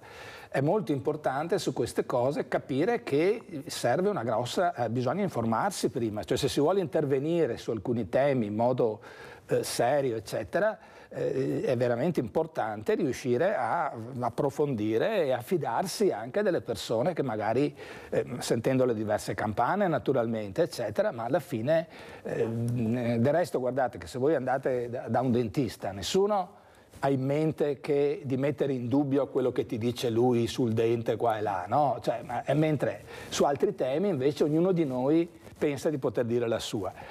Bisogna anche avere, credo, io per primo avere sui temi dove conosco poco, avere l'umiltà di andare dagli esperti, e anche trasmissioni come quelle che fate qui sono fondamentali anche da questo punto di vista, perché portano le voci delle persone che magari da 50 anni studiano queste cose, le portano anche a renderle comuni a tutte le persone. Anche perché è vero quello che lei sta dicendo, professor Dalla Zuanna, e la ringrazio. Quando si parlava della pista del bob, io ho avuto la fortuna di avere una delle più grandi urbaniste a livello europeo, la professoressa Mazzoleni, che ha detto chiaramente, perché è un'addetta ai lavori, perché ha studiato quei problemi, quella pista da bob a Cortina non si può fare, perché strutturalmente Cortina in quel luogo là non può essere fatta. Se parliamo del Piemonte, ha detto, è un'altra cosa. Allora, se noi avessimo i politici, professor Dalla Zuanna, che invece di arrivare a gamba tesa su tutto e sapere tutto di tutto, facessero parlare assieme magari gli addetti ai lavori, quelli bravi, quelli competenti, quelli che sanno, anche a casa capiremo se quell'opera che costa tantissimi soldi che pagheremo noi vale la pena di farla o no. La trasparenza su questo, perché l'informazione non arriva mai. Noi sentiamo il politico che dice gli italiani, io dico, per me il ponte, cioè chi dice che io voglio il ponte, cioè gli italiani, non è l'Italia, non è così. Noi dobbiamo sentire su opere così importanti e costosissime il parere degli esperti, quelli che sanno, quelli seri, tipo sulla sanità abbiamo sentito il professor Pregliasco, il professor Burioni e tutte le personalità eccellenti che abbiamo la fortuna di avere e che il mondo ci invidia nel nostro territorio. Abbiamo Maurizio da Dolo. Ciao Maurizio. Suoi collaboratori, buongiorno a tutti. Buongiorno. Buongiorno, io come si sente dall'accento sono originario di Catania, però mi sono trasferito a Dolo per lavoro. E proprio sul discorso del ponte, ora capisco perché le menti eccellenti vanno via dal nostro paese, perché purtroppo la nostra classe politica, e non faccio distinzione di colore politico, sto parlando in generale, è come se hanno un certo distacco dai veri bisogni dei cittadini. Il ponte sullo stretto è qualcosa di inesistente, ma inesistente perché è infattibile come ponte. Ci sono ingegneri che hanno parlato dappertutto, ma anche gli americani hanno parlato, perché ci sono delle faglie sismiche, c'è il distaccamento, ci sono tante robe che il signor Salvini, che non ha mai lavorato in vita sua, non le può sapere, ma sta facendo finta di non sapere, anche perché ha affidato i lavori per il ponte, il progetto, un progetto risalente al 2011, che praticamente quei materiali non solo sono scaduti, è scaduto pure il progetto, ma era un'idea che portava avanti già Berlusconi, non si è mai fatta. Ora io dico questo semplicemente, non bastano tutte le disgrazie, cascano cavalcavia, per fare Ragusa-Trapani ci servono 13 ore perché c'è un sonno binario con i treni a diesel. In Sicilia praticamente è tutto un deserto e lui, Salvini, ha chiamato l'ex amministratore di ANAS che ha rubato per affidargli i lavori del ponte. Cioè, a me mi sembra tutto un controsenso, è come se la nostra politica deve dare da mangiare alle cosche mafiose. Sinceramente non va bene tutto questo, perché noi cittadini paghiamo per avere dei servizi che non abbiamo poi alla fine, ma non li abbiamo strutturalmente dappertutto, come la Sicilia e la Calabria, come la Calabria e il Veneto. Cioè io non riesco a capire dove si vuole arrivare di questo passo, non riesco proprio a darmi un'idea della situazione. E poi ci spieghiamo perché i nostri giovani vanno via da questo paese, ma è normalissimo che vanno via, non ne hanno più voglia di vedere tutto questo, nessuno non ne ho voglia, io ho 50 anni, figuriamoci, e non parlo di colore. Abbiamo un sistema ideologico che fa proprio pena, facevano meglio i romani che noi altri e non abbiamo mai sistemato niente, le persone muoiono anche per 2 gocce d'acqua che cascano, c'è un cambiamento climatico in corso e tutti fanno finta di non vedere, poi ci allarmiamo se casca il ponte Morandi perché dice è caduto il ponte Morandi, ma l'incuria di chi è? Però le autostrade ai signori Benetton non sono mai state tolte perché dalle altre parti del mondo è statale, non è un'azienda privata che gestisce le autostrade che paghiamo più care al mondo. Sono tanti gli argomenti da trattare, ma la politica è troppo distaccata da noi cittadini, non ha senso continuare in questa maniera qua, anche perché si vede quello che sta succedendo in giro, grandinate che sembrano cocomeri qui. Grazie Maurizio, grazie, devo andare avanti perché devo ancora far parlare l'altra ospite, molto chiare le riflessioni di Maurizio, poi ognuno a casa farà le proprie, anche il professor Dalla Zuanna, però adesso vorrei sentire e vorrei mandare queste immagini, avvocata, queste immagini che hanno fatto rabbrividire ieri, questa persona che prende a calci la moglie. Ecco, questo 70enne che prende calci la moglie proprio a Vigo Novo, dove è successo questo terribile fatto di cronaca, ma una cronaca pazzesca, questo ragazzino di 22 anni che ha ucciso questa creatura meravigliosa. Per fortuna sono intervenuti dei ragazzi che l'hanno fermato, pensate, ecco, abbiamo 2 realtà diverse, hanno fermato questo uomo. Prego, avvocata. Intanto buongiorno Mirella, buongiorno professore, grazie per avermi invitato. Purtroppo ci troviamo sempre a dover parlare di argomenti non piacevoli, abbiamo parlato qualche mese fa di un altro femminicidio, di un duplice omicidio, no? Di Giulia Tramontana, dove è stata uccisa dal proprio compagno e portava in grembo il proprio bimbo. Si sperava che le cose potessero migliorare e invece dall'inizio dell'anno siamo a quasi 107 donne uccise. Allora qui si tratta di una vera e propria strage, no? Perché come vediamo a fronte di leggi, di strumenti, importantissima la legge sul codice rosso, però i numeri non sono calati. Chiaro che il femminicidio di Giulia ha veramente, secondo me, è stata la goccia che ha fatto traboccare il vaso, e il comportamento dei ragazzi l'altra sera, vedendo appunto questo uomo che stava picchiando la moglie, sinceramente mi fa piacere, perché hanno preso, finalmente si prende coscienza che bisogna intervenire. Non possiamo sempre far finta di niente, no? Quello che mi preoccupa è che parliamo tanto di prevenzione, continuiamo a dire non si va all'ultimo appuntamento, se c'è un'esplosione della violenza chiamate aiuto, ma non andate con quell'uomo. Purtroppo anche questa donna qua è salita su quella macchina, è andata bene, ma poteva essere uccisa un'altra donna. Quindi questo è che ci deve far riflettere, e su questo che si deve lavorare, perché da un lato, come dicevi Mirella, non è vero che tutti i ragazzi, sì è vero, ci sono notevoli criticità, nel mondo degli adolescenti e dei giovani, però non dobbiamo generalizzare, perché come vedete questi ragazzi non solo sono intervenuti fisicamente, hanno chiamato le forze dell'ordine, hanno preso la targa, hanno segnalato e quella donna è stata salvata. Molto chiara, avvocata, però quello che veramente colpisce è la marea di persone che sono scesi in piazza. Io mi sono permessa di dire che ho visto tantissimi giovani che nessuno se l'aspettava, neppure gli addetti ai lavori, gli organizzatori.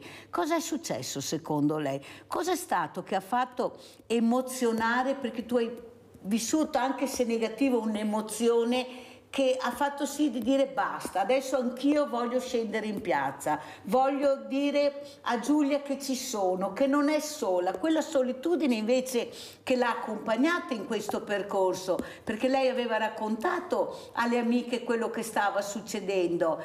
Qua tutti quanti siamo un po' colpevoli, perché lei aveva questo disagio emotivo che viveva, lei lo aveva esternato, ne aveva parlato, però nessuno ha capito la gravità, non si voleva capire, non ci si voleva mettere in mezzo. Qua il famoso detto "Mino vo combatta, i affari loro", ecco, regna sovrano purtroppo. Prego, avvocata.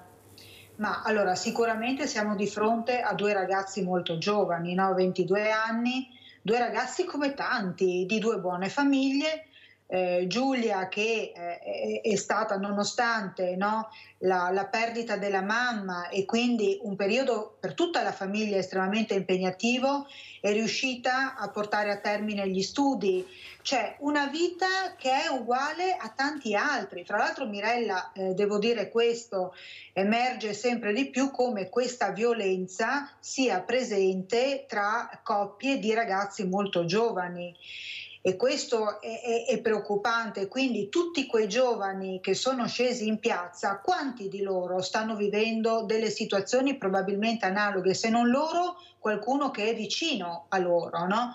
Questo messaggio di Giulia che ha toccato, perché quando lei dice "non lo sopporto più, vorrei che lui sparisse, vorrei starmene da sola, però gli scrivo perché ormai sono abituata a farlo", e perché, ecco qua il senso di colpa, quel maledetto senso di colpa, no? Che poi va ad accomunare tutte. Lui dice che ha solo me, che sono il suo spiraglio di luce, che pensa ad ammazzarsi. Quindi l'ha portata a dire no, non posso lasciarlo da solo, no? Quindi questo è l'aspetto più importante. Allora, il fenomeno del femminicidio non ha un effetto generazionale, purtroppo è un effetto trasversale, non colpisce solamente determinati ceti sociali, ma colpisce tutti, può veramente colpire tutti e chiunque. Sicuramente hai ragione quando dici è un po' colpa della società, perché di fronte alla manifestazione di un disagio così importante da parte di Giulia alle proprie amiche, forse perché poi siamo tutti bravissimi a emanare sentenze, a giudicare a fatto avvenuto, no? Bisogna trovarsi in quella circostanza. E ricordo anche un'altra cosa, che molto spesso i giovani non sono in grado, fisiologicamente non lo sono, no?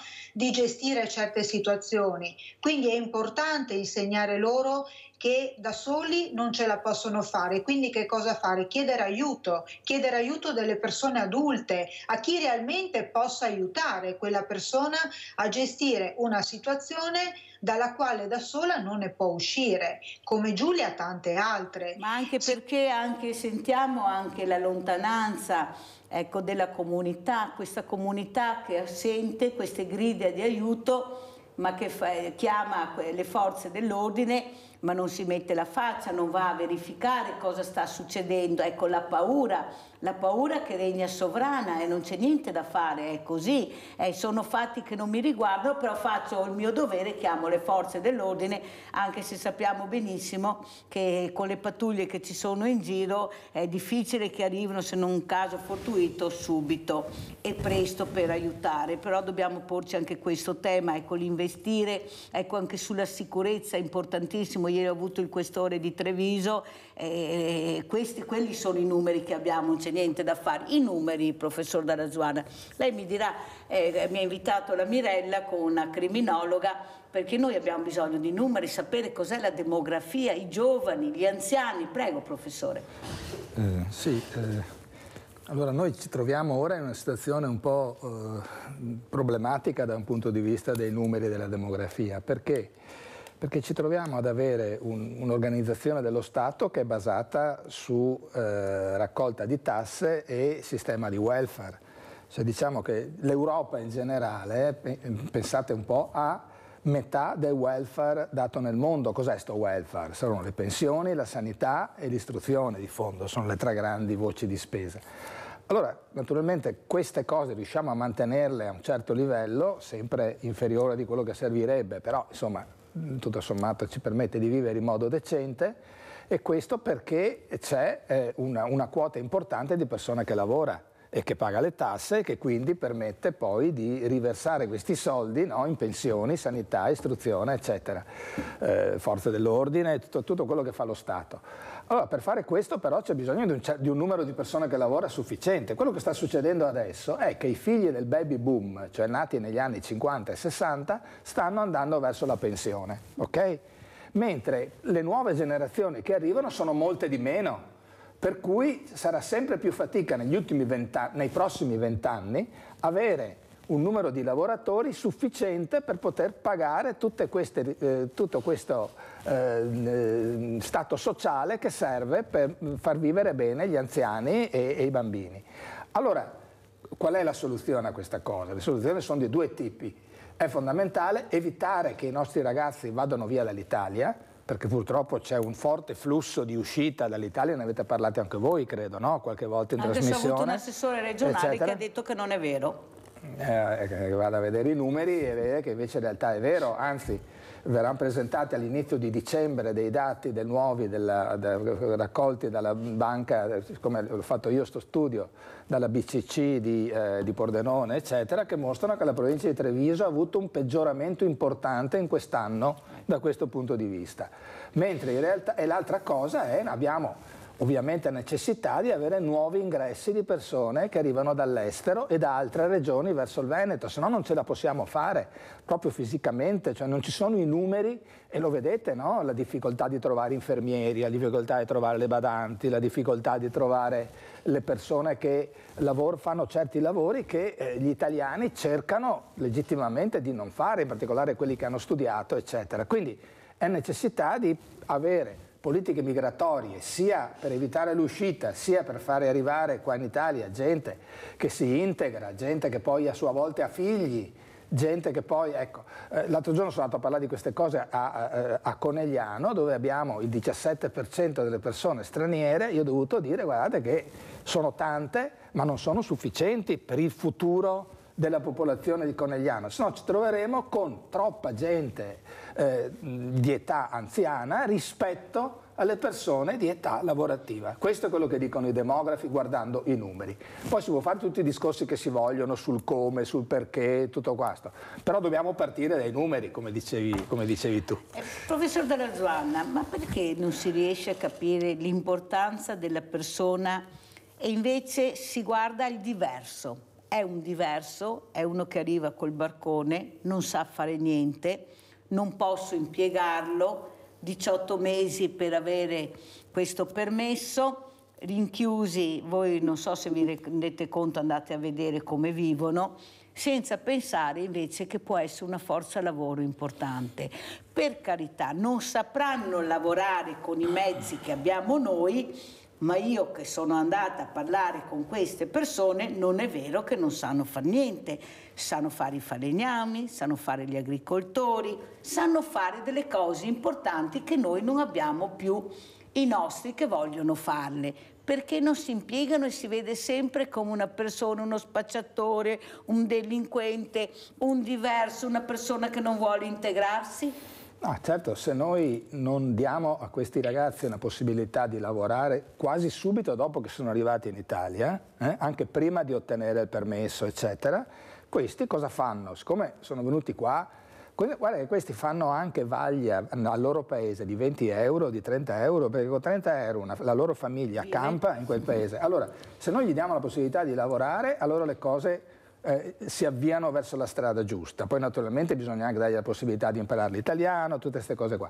Ma oltre a questo, se non lo facciamo, abbiamo seri problemi di ordine pubblico, perché questi qui, per riuscire a portare a casa un po' di soldi, eccetera, vanno nei giri sbagliati, cominciano a spacciare. Poi naturalmente se vengono qua apposta per questo, bisogna mandarli a casa subito, non c'è dubbio. Bisogna fare doppia strada su queste cose, però è fondamentale che ci siano dei percorsi razionali, come ha fatto la Germania. La Germania è passata nel giro di 20 anni dal 10 al 17% della popolazione di cittadinanza straniera. Hanno deciso di farlo, ma lo hanno fatto integrando le persone. Poi anche loro hanno i loro problemi, figuriamoci, cioè le migrazioni sono un fenomeno enorme, come avevamo problemi noi. Io conoscevo quelli di Trevigiani nel mondo e Bellunesi del mondo, ti raccontano storie del passato che sono incredibili, cioè non è che le migrazioni non sono un pranzo di gala, come direbbe Marx, cioè sono un casino, cioè bisogna sempre gestirle, eccetera. Detto questo, però, sono cose che, come gli italiani hanno dato una spinta enorme ai paesi dove sono andati, così può succedere anche da noi e sta già succedendo. Pensate se non ci fossero le badanti, come si reggerebbe il sistema dell'aiuto degli anziani in Italia. Salterebbe tutto, sarebbe impossibile. Salterebbe il banco. Professor Dalla Zuanna, le guerre, ecco questa guerra adesso incredibile che abbiamo visto, sembrava fosse solo qui a 2 passi da noi, invece abbiamo visto cosa è successo in Israele e nella striscia di Gaza. Cosa ci può dire? Ma guarda, adesso senza fare un ragionamento troppo generale, troppo ampio, che immagino avrete fatto qua già in altre occasioni, io posso dire una cosa. Abbiamo appena completato una ricerca sulle opinioni dei giovani studenti. Cioè, noi abbiamo intervistato 3.000 studenti dell'Università di Padova, Bologna e di Milano. E siamo andati a chiedergli appunto i loro atteggiamenti, le loro posizioni rispetto a tutta una serie di minoranze, fra cui anche gli ebrei. La cosa che ci ha colpito è che in una quota non bassa di studenti restano ancora dei pregiudizi che speravamo che non ci fossero proprio. Per esempio c'è un 15% che dice che gli ebrei controllano la finanza internazionale, che erano le cose di cui accusavano gli ebrei ancora ai tempi del nazismo e del fascismo. E ancora più preoccupante c'è un numero molto elevato, un 40% di studenti, che dice che gli ebrei si comportano con i palestinesi come si comportavano i nazisti con gli ebrei. Quindi equiparano il governo israeliano al governo, ai nazisti. E io dico, dopo tanti giorni della memoria, dopo tanti viaggi ad Auschwitz, eccetera, sentire una cosa del genere fa venire i brividi, fa venire i brividi. Fra l'altro questa cosa si è accentuata non dopo l'attacco a Gaza, ma subito dopo. Queste interviste le abbiamo fatte fra settembre e ottobre, no? Quindi abbiamo potuto vedere il prima e il dopo. Si è accentuata dopo l'attacco di Hamas contro gli ebrei. Quindi come se il governo ebraico di Israele è stato considerato come responsabile degli attacchi di Hamas.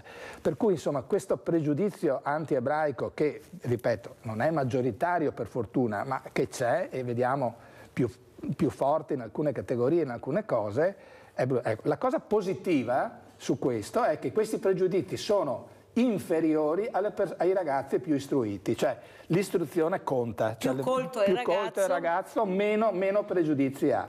Per cui anche qua il solito discorso, bisogna andare nelle scuole, bisogna parlare di queste cose, bisogna mostrare le robe, bisogna insegnare la storia e allora le cose possono un po' migliorare, sapendo sempre che per noi è sempre una scorciatoia prendersela con qualcuno esterno a noi, no? Perché questa è la cosa che ci in un certo senso scarichiamo la responsabilità che possiamo avere anche interna verso l'esterno. Non è molto diverso da quello che si diceva prima parlando dei femminicidi. Esatto. Uno ha un problema per conto suo, invece di cercare di risolverselo se la prende con una donna, se la prende con la moglie, esatto, se la prende con la ex fidanzata. Con la società esce col mitra e uccide tutti. Queste cose qua purtroppo ci sono, ma bisogna combatterle con l'educazione, con l'istruzione. Allora, avvocata, come commenta? Perché poi i numeri riguardano anche lei, perché sono sempre crimini. Ecco, questi ragazzi, ecco, poco colti, come dice giustamente il professor Dalla Zuanna, perché là il zoccolo duro, è là l'importanza della scolarizzazione. Prego. Prima che intervenga la dottoressa, cioè, quando parlo di colti non intendo necessariamente studiosi, sgobboni, come si chiama, secchioni, ma intendo ragazzi che hanno una percezione importante dell'imparare le cose, dell'ascoltare, dell'approfondire, non si accontentano dell'estemporaneità, eccetera. Per cui può essere colta anche una persona con un titolo di studio modesto, eccetera, ma che ha un certo modo di vedere la vita. Ha fatto bene a dire questo, perché ho avuto proprio uno studente che, mi ricordo, si parlava proprio di guerra, ecco, di questi tristi fatti avvenuti, e ha detto: a scuola non mi insegnano. E la professoressa che avevo collegata ha detto: ma se tu sei curioso puoi informarti, ci sono biblioteche, ci sono testi importanti, vai a cercarli, cerca di informarti anche su internet. Vuol dire che non sei interessato, non puoi dire la scuola non mi insegna. Ecco, prego avvocata. Ma per noi è fondamentale il pregiudizio e lo stereotipo, no? È su questo su cui dobbiamo concentrarci, perché ancora ad oggi, e quindi vado ad avvalorare quanto detto dal professore, che condivido in pieno, persone con invece un livello alto, no? Si dice, di studi in gergo volgare, sento ancora dire di fronte ad uno stupro, una violenza sessuale: beh, però tutto sommato come era vestita, beh, però sì, era abbastanza, provocava. Io queste cose non le... avvocata, oppure la sorella di Giulia, la maglietta che aveva, la felpa che aveva addosso, no, perché lo diciamo, perché è inutile girarci attorno, questo succede. Prego avvocata. Ecco, e su questo io è una cosa che ribadirò fino alla fine, no? Cioè, il pregiudizio e lo stereotipo non ci porta distanti, indipendentemente dal titolo culturale o dal titolo di studio. Questo è avere dei valori, un'educazione e soprattutto l'arte del saper comunicare e ascoltare, no? Il rispetto, l'empatia, cioè sono tutti quei valori che dovrebbero essere trasmessi fin dall'inizio dalla famiglia. Perché è vero che è importante insegnare queste cose nelle scuole, ma è altrettanto vero che non si può delegare alla scuola quella che deve essere la funzione educativa, che in realtà dovrebbe essere impartita dalla famiglia. Ed è altrettanto vero che dobbiamo essere noi adulti, no? Un buon esempio per i nostri giovani. Sì. Prego professore, voleva appunto intervenire. Sì, su questo volevo aggiungere una cosa. È uscita, io l'ho vista sul giornale Avvenire, ma si trova in rete facilmente, una bella intervista del professore Calcati su queste cose, dove lui dice una cosa fondamentale alla fine, no? Dice, ma quando gli chiede l'intervistatore: ma noi adulti cosa possiamo fare, no? E lui dice una cosa molto lapidaria, dice: vogliatevi bene e rispettatevi in famiglia. Cioè i ragazzi devono respirare questa idea di rispetto, di bontà, poi le cose in famiglia possono anche andare male, ci possono essere le separazioni e tutto, però è fondamentale che non manchi mai il rispetto fra le persone, perché i ragazzi lo devono percepire fin da piccoli, fin da quando sono nell'infanzia questa cosa. Se no, a 15 anni dopodiché io su questo non voglio dire che quello che è successo a Giulia e a Filippo sia perché nella famiglia di Filippo non si facevano queste cose, non lo so io, cioè bisogna andare a vedere, però io dico che è fondamentale riuscire a cercare di fare questo. Prego avvocata, e soprattutto ormai siamo in chiusura, avvocato Giancola, che appello vorrebbe fare soprattutto ai genitori, penso, perché abbiamo questo zoccolo molto duro che questi ragazzi non sono ascoltati, non si guardano poco, non è questione della quantità del tempo, è la qualità del tempo che tu dedichi a tuo figlio, a tua figlia. Prego. Allora io ritengo che non solo come avvocato, e come avvocato quando devo affrontare appunto una separazione, quello che dico sempre ai coniugi, no? Che decidono di interrompere questo loro rapporto: ricordatevi che ci si separa, i rapporti possono finire, ok? Ed è sbagliatissimo vivere assieme per i figli, perché i figli poi quel rapporto di tensione e soprattutto quelle situazioni brutte che si vengono a creare ovviamente poi seguono quei modelli, no? Però non ci si separa dai figli. I figli diventano, nel momento in cui il genitore andiamo a fare questo, che poi è un atto, ma il figlio deve diventare priorità. I figli, e lo dico da mamma, non né da avvocato né da criminologa, ma lo dico da mamma. Noi abbiamo il dovere di ascoltare i nostri figli, di guardarli in faccia e di esserci. Noi non siamo amici dei nostri figli, ok? Dobbiamo instaurare con loro un rapporto di fiducia, ma dobbiamo dare il buon esempio. Noi comunque con i nostri ragazzi una figura autorevole la dobbiamo mantenere. Non posso lasciarli allo strato grado perché è più comodo. Un no lo devo spiegare, così come è compito nostro, di noi genitori, dire, spiegare e insegnare ai nostri figli che i no vanno accettati. Non si può essere amici di tutti. I rapporti possono finire, come finiscono tra gli adulti, possono finire anche tra i loro coetanei. Questo non vuol dire che tu sei uno sfigato perché ti ha lasciato. Pazienza, cerca di instaurare un buon rapporto d'amicizia, perché le amicizie durano a vita, i rapporti no. Se ci riesci e se vuoi, se no la vita va avanti. È più difficile saper accettare una sconfitta, Mirella, che non le vittorie. Sì. Questo è fondamentale. Ha fatto bene a dirlo, perché questo, accettare la sconfitta, ecco, non è sempre facile, ma perché non viene spiegata da piccoli. Ecco, questo bambino che da piccolo chiede perché vanno spiegato, perché lui è curioso, vuole capire perché gli dici sì o perché le dici no. Il no e il sì vanno spiegati. Allora abbiamo prima di salutare anche il professor Dalla Zuanna, Antonio. Vai Antonio da Padova. Sant'Antonio. Antonio? No, Antonio è caduto. Allora, c'è Antonio? Non lo sento. Allora, il professor Dalla Zuanna, come ci lascia e cosa vuole dire? Vuole dare dei numeri, vuole parlare dei ragazzi, della demografia, delle natalità, come ci saluta? Cerco di dare i numeri il meglio possibile. No, io vi saluto dicendo che queste trasmissioni, lo ripeto di nuovo, sono molto importanti se aiutano le persone a riflettere, a pensare, a fermarsi un attimo davanti al flusso continuo di notizie che arrivano e che ci possono creare anche sentimento di angoscia, no? di incapacità. In realtà, per fortuna, è possibile avere un approccio diverso, cioè guardare le cose in modo un po' razionale, cercare di comprenderle e cercare anche, appunto, guardando alle cose, di misurarle per poter andare anche verso il meglio, non verso il peggio. Teniamo conto sempre, parliamo per esempio dei femminicidi, no? È vero, sono tantissimi, sono un disastro, una roba, però è anche vero che se guardiamo nel passato erano molti di più.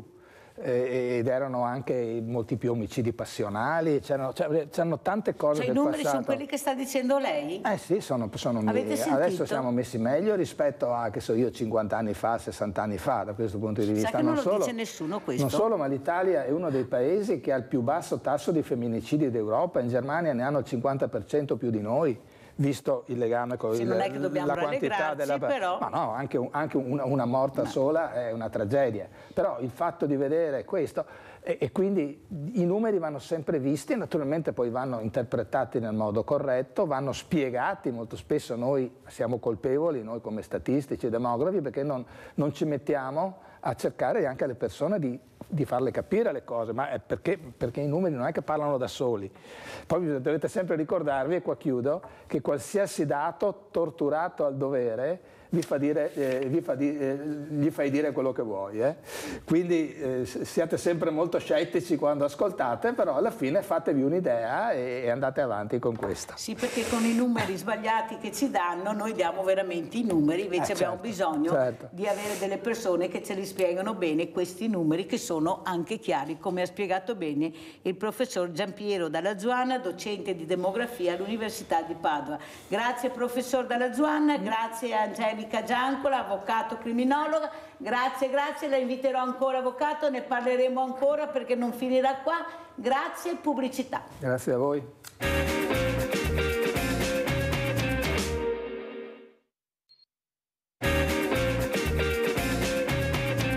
E abbiamo altri due importanti. Importanti ospiti, collegato da Padova Giuseppe Pan, capogruppo e consiglio regionale Lega. Grazie veramente di essere qui, sempre un piacere averla ospite, ma abbiamo anche in presenza un altro ospite gradito che è Sandro Zampesi, assessore ai lavori pubblici di Treviso Lega, perché giustamente prima avevamo PD, adesso abbiamo Lega, sentiamo le due parti. Grazie Mirella, buongiorno a tutti. Buongiorno, buongiorno. Allora, poi inizierei proprio da Pan. Allora, cosa ci racconta, com'è la situazione? Ecco, perché c'è un po' di confusione in giro, lei sa benissimo a cosa mi alludo, specialmente a certe dichiarazioni di certi consiglieri regionali, in un momento forse che, come dice anche il Presidente Zaia, bisognerebbe fare un passo indietro e cercare di rispettare questi dolori enormi che hanno queste famiglie. Ecco, anche qua, come mai questi politici, specialmente adesso parliamo di regionali, ma abbiamo sentito anche i nazionali, non riescono a capire che devono fare un passo indietro e che veramente se parlano gli rimane un migliore il governo ogni volta che versa in bocca, come chi diceva una volta. Prego, Pan. Guarda, buongiorno intanto, reggo la cravatta che fa casino. Sì, purtroppo essere nelle menti di alcuni è difficile, no? Quindi io penso che dopo aver visto queste vicende, dopo aver subito che poi queste cose qui sono successe tra Padova e Venezia, qui proprio nella terra nostra, con due ragazzi che nessuno avrebbe mai immaginato un epilogo del genere, 20 anni, un omicidio così efferato, la fuga, cioè tutta questa vicenda che è stata veramente bruttissima, che ha colpito il cuore di tutti noi, perché tutti noi abbiamo figli, e anche di quell'età, e quindi da padre mi immagino il dolore sia dell'uno che dell'altro, delle mamme, delle famiglie, e quindi sicuramente una vicenda in cui la politica sarebbe il caso che non dicesse nulla se non esprimere un cordoglio e una vicinanza alla famiglia di Giulia in particolare, e essere al loro fianco e cercare comunque di trovare delle soluzioni, soprattutto che queste cose non succedono più. E quindi è inutile entrare nella polemica, cioè secondo me è uno scivolone brutto. Noi l'abbiamo anche detto, perché poi come Lega noi ci siamo espressi, il Presidente Zaia, ma tutti noi, i capogruppi e tutti i nostri assessori, e quindi è sicuramente censurabile tutto quello che è stato detto sia dai consiglieri Valdegamberi che da altri, cioè bisogna star zitti, rispettare il dolore delle famiglie e cercare di fare tutto il possibile con leggi, con interventi, con anche aumentare magari la struttura, anche quelle delle nostre regionali, quelle delle case di accoglienza delle donne, comunque delle strutture psichiatriche, delle strutture comunque sanitarie, affinché questi eventi non avvengano, vengono previsti. Difficilissimo, perché poi nella testa delle persone è difficile esserci, però almeno creare una struttura dove rivolgersi, dove poter parlare, dove comunque confrontarsi su questi temi, soprattutto per i ragazzi, che abbiamo visto che soprattutto dopo il Covid sono sempre più soli, sempre più chiusi, sempre più deboli, sempre più magari anche lontani a volte dalla realtà, e quindi questo è quello che noi dobbiamo fare, non certo far polemiche strumentali inutili su argomenti. Ha fatto bene a ribadirlo, Pan, ci tenevo proprio a sentire queste parole, perché capite che sono momenti di riflessione che dovremo fare tutti noi se vogliamo fare comunità e renderci utili. Bisogna essere tutti insieme, esatto, in tutte le strutture, tutte le associazioni, tutti coloro che comunque hanno un compito anche educativo, anche comunque di potere politico, di amministrativo, di fare qualcosa. È assolutamente necessario, non si può andare avanti aprendo i telegiornali e i giornali al mattino e trovarsi continuamente questa mattanza che è ormai al di fuori del tempo. Bisogna trovare delle soluzioni anche dal punto di vista non solo educativo e di intervento sociale, ma anche punitivo per questi qua, perché tanti di questi casi poi abbiamo visto uomini o assassini, chiamiamoli con il loro nome, che poi dopo pochi anni sono usciti, cioè una roba neanche da te, cioè, hanno fatto delle cose efferrate e poi ce li ritroviamo di nuovo per strada. Bisogna che capiscano tutti che queste cose devono essere punite con la pena più dura assolutamente, e anche comunque far sì che l'educazione dei nostri ragazzi, ma degli uomini in particolare, a tutte le età, continui, sia costante. Molto chiaro. caso. Devo dare la parola al nostro Antonio da Padova, poveretto, che sta aspettando. Scusa Antonio, ma hai visto quanti ospiti, quante telefonate? Vai Antonio. Sì, pronto, buongiorno Mirella. Buongiorno. E buongiorno anche agli ospiti. Buongiorno. Comunque sabato un ragazzo qua nella mia zona è andato in Australia a fare il contadino. Ciò vuol dire che in Italia è un paese perso. Ormai siamo proprio alla disfatta. Ma io vorrei criticare i politici, perché i politici, e mi lamento sempre, diventano sempre più ricchi e l'Italia sempre più povera.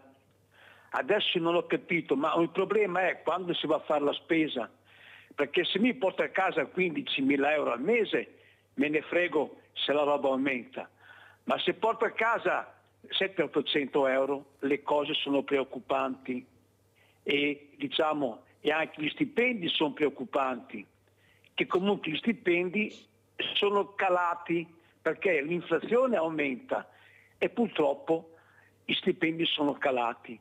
Logicamente la società e lo stato sociale è in degrado, logicamente adesso una volta lavorava una persona e manteneva la famiglia, adesso anche due persone che lavorano non bastano per tirare avanti la famiglia. Le tasse, io ho fatto i conti, io lascio allo Stato 10.000 euro all'anno di tasse, però se devo fare una visita bisogna farlo in privato perché sotto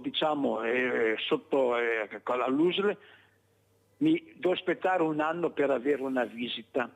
E sono tutte cose che s'ammucciano che noi adesso parliamo della povera Antonio, che tagli, perché se no non ce la faccio con gli ospiti.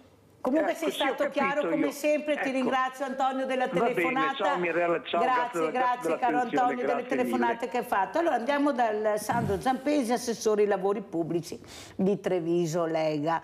Questi lavori pubblici che vediamo sono tantissimi, molto impegnativi, creano del disagio, però confrontandoli, lei sa assessore che la Mirella è nel campo, sempre con il popolo, perciò la Mirella ascolta, sono lavori che sono graditi, nel senso che capiscono, perché l'opinione pubblica è attenta, capisce quando si fa una cosa per il bene della comunità e quando si fa una cosa che non interessa a nessuno. Ecco, questo è molto importante, vuol dire che i messaggi che voi avete dato, ecco, avete fatto prevenzione, ne avete parlato prima, è molto importante, prego, e così sentiamo anche i lavori. Beh, intanto devo dire che quest'anno, mai come quest'anno, siamo in prima linea perché abbiamo almeno 15 opere PNRR da portare avanti, sono tutte opere programmate, hanno una cronoprogramma ai tempi, quindi perfetto, siamo stati nei tempi e questo però vuol dire un plauso alle strutture nostre, che sono sempre quelle, non sono aumentate, eccetera. E abbiamo progetti molto importanti che praticamente, come vuole il PNRR, partono tutti, quasi tutti, allo stesso momento. Quindi in parte abbiamo opere che sono partite, già interventi fatti, stiamo consegnando dei lavori e partiranno a breve, i primi di gennaio, anche altri lavori, però insomma tra novembre e gennaio queste 15 grandi opere partono tutte e quindi questo è un grosso sacrificio. Sentiamo anche le opere, assessore. È un sacrificio, adesso ne dico alcune perché non le leggo, però è un grosso sacrificio anche per i nostri cittadini perché mi rendo conto che ogni cantiere, specialmente se complesso eccetera, dà dei disagi, però vedo che i nostri cittadini ci seguono, comprendono i disagi dei cittadini, i commercianti, abbiamo fatto i porfidi in centro storico, non era una cosa semplice perché i commercianti poi ci rimettevano proprio nel periodo dei saldi, eccetera, quindi hanno avuto una grande responsabilità, un senso di responsabilità, e adesso abbiamo fatto delle opere che sono veramente meravigliose.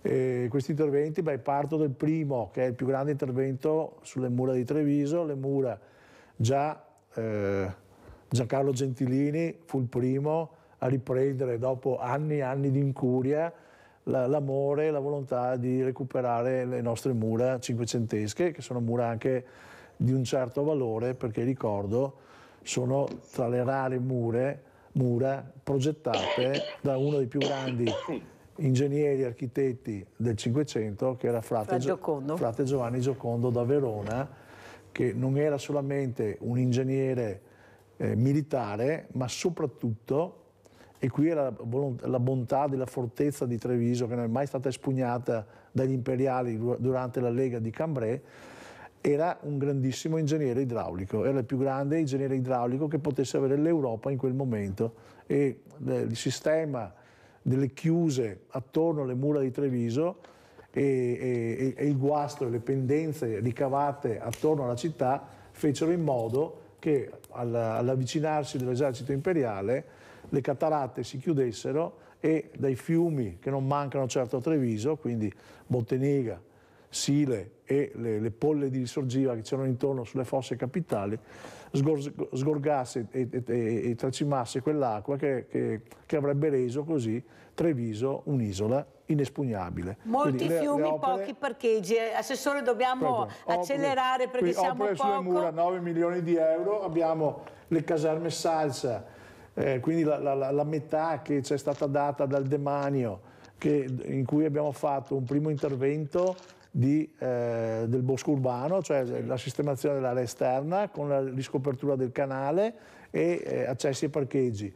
Poi un padiglione dello sport dedicato alla scherma e alle arti minori che non avevano una sede fissa, e il terzo capannone invece lo ristrutturiamo per inizialmente start-up, ma start-up che possono diventare servizi anche all'università, perché abbiamo in progetto, questo è il merito del nostro sindaco Mario Conte, che da tempo sta muovendosi con le due università di Padova e Venezia per fare di Treviso una città universitaria. È un percorso lungo, lo stiamo facendo con la ristrutturazione delle scuole Stefanini, dove abbiamo mandato gli studenti provvisoriamente nel plesso del Turazza, ma quel plesso poi, una volta ritornati gli studenti a Stefanini, andranno invece per fare dei corsi universitari. Allora, Parc Vittoria, Assessore, questo parco, lei sa che la Mirella lo conosce molto bene, anni e anni, decenni che se ne parla, finalmente sembra che le cose vadano in porto. Cosa ci dice? Ma io, visto dal mio punto di vista, io ho chiesto quella volta, ancora anni fa, di fare una progettazione nella quale l'entrata e l'uscita venisse da Ponte De Gasperi. Questo era importante, parto da questo perché è fondamentale avere un parcheggio in città che non venga percepito come un parcheggio cittadino. Cioè via Roma, cioè l'ingresso Corso del Popolo, via Roma, non saranno utilizzate per andare al parcheggio, e Viale Cadorna addirittura sarà reso pedonale. Quindi sarà un miglioramento dal punto di vista anche ambientale. Poi sempre premessa fondamentale una cosa, che stiamo lavorando in un'area delicata e quindi abbiamo già fatto degli scavi archeologici. La sovrintendenza archeologica ci ha chiesto giustamente degli ulteriori scavi approfonditi, e stiamo facendo adesso con una docente universitaria la perizia per la verifica dello spostamento, quindi lo spostamento del monumento e il conseguente restauro, e restauro anche del basamento, per poi fare la ricollocazione del monumento ai caduti una volta fatto il progetto. Queste due cose sarà rimesso allo stesso posto. Sì, ma sono fondamentali, bisogna chiarire con le persone, è fondamentale che queste due operazioni abbiano esito positivo per andare avanti a fare il parcheggio. L'abbiamo chiamata apposta per chiarire, perché è importante capire. Siccome c'è poca informazione sempre e trasparenza, io spero con la mia trasmissione invece di riuscire a fare questo con gli addetti ai lavori che siete voi. Abbiamo Giulia da Venezia, vai Giulia! Mirella, ciao. Buongiorno a tutti e ai tuoi ospiti che hai là. Allora Mirella, io volevo dire Mirella, mi hai sentito fino adesso, vero? Sì. Volevo dire Mirella che sono andata a togliermi il gesso, ho dovuto fare le terapie Mirella perché mi ero proprio tutto il polso, ecco, e me le sono pagate Mirella. Allora io sentire dire queste opere pubbliche, questo ponte sullo stretto, mi fa da rabbrividire Mirella, perché tu sai io ho 75 anni e cosa ho speso quando mi sono curata per la depressione Mirella, visite di qua, di là e non ho ancora finito. E allora Mirella volevo dire, ma ti sembra giusto che vieni via, che ti tolgono il gesso, ti danno un foglietto, ti devi rivolgere a quelle strutture private? Fermati Giulia, se no non ce la faccio a rispondere, ma sei stata chiara Giulia, sei stata chiarissima come al solito, perché il tempo è tiranno con questa trasmissione che vola. Allora Pan, come rispondiamo? Poi sentiamo anche l'assessore Zampese che Giulia dice ma sono questi i servizi che ho, che pago in continuazione? E poi sentiamo invece queste opere, si rivolgeva, e lo dico io all'assessore Zampesi, a quelle comunali, ma quando sentiamo parlare di opere faraoniche, ecco ci vengono i brividi. Prego. Ma sono due piani diversi Mirella, perché le opere sono importanti, perché naturalmente le opere viarie, i parcheggi, intanto faccio un plauso all'assessore dell'amministrazione di Treviso, amministrazione Lega, che dimostra sempre di essere sul pezzo e quindi bravissimi, perché poi ai cittadini bisogna comunque fornire anche questi servizi, bisogna fornire la mobilità, bisogna fornire i collegamenti, le ferrovie, l'alta velocità, bisogna modernizzare anche il paese, quindi queste opere hanno comunque, e chissà di amministrazione, hanno dei finanziamenti che sono dei finanziamenti strutturali europei, il PNRR sono fondi che ci sono arrivati naturalmente con l'Europa e che dobbiamo saper spendere anche velocemente entro il 2026, se no dobbiamo restituirli. Quindi le amministrazioni, soprattutto quelle comunali, ma anche noi come Regione, correndo per modernizzare e fare queste opere. D'altro canto sono i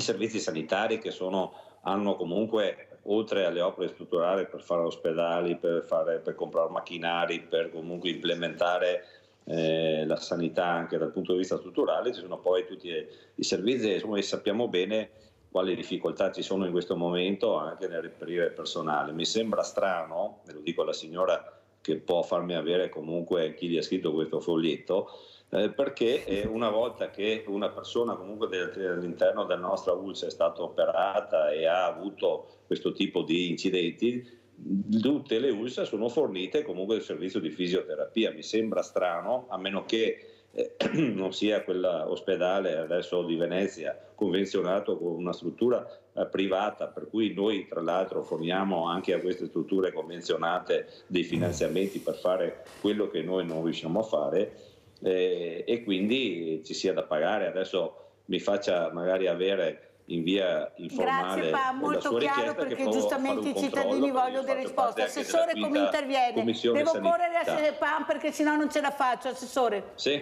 ma sarò molto molto sintetico. Noi proprio per volere soprattutto di Mario Conte, del nostro sindaco, ma giunta all'unanimità con i consiglieri, abbiamo deciso proprio in questo momento di difficoltà economiche di bilancio di dirottare quasi la totalità dei fondi verso il sociale.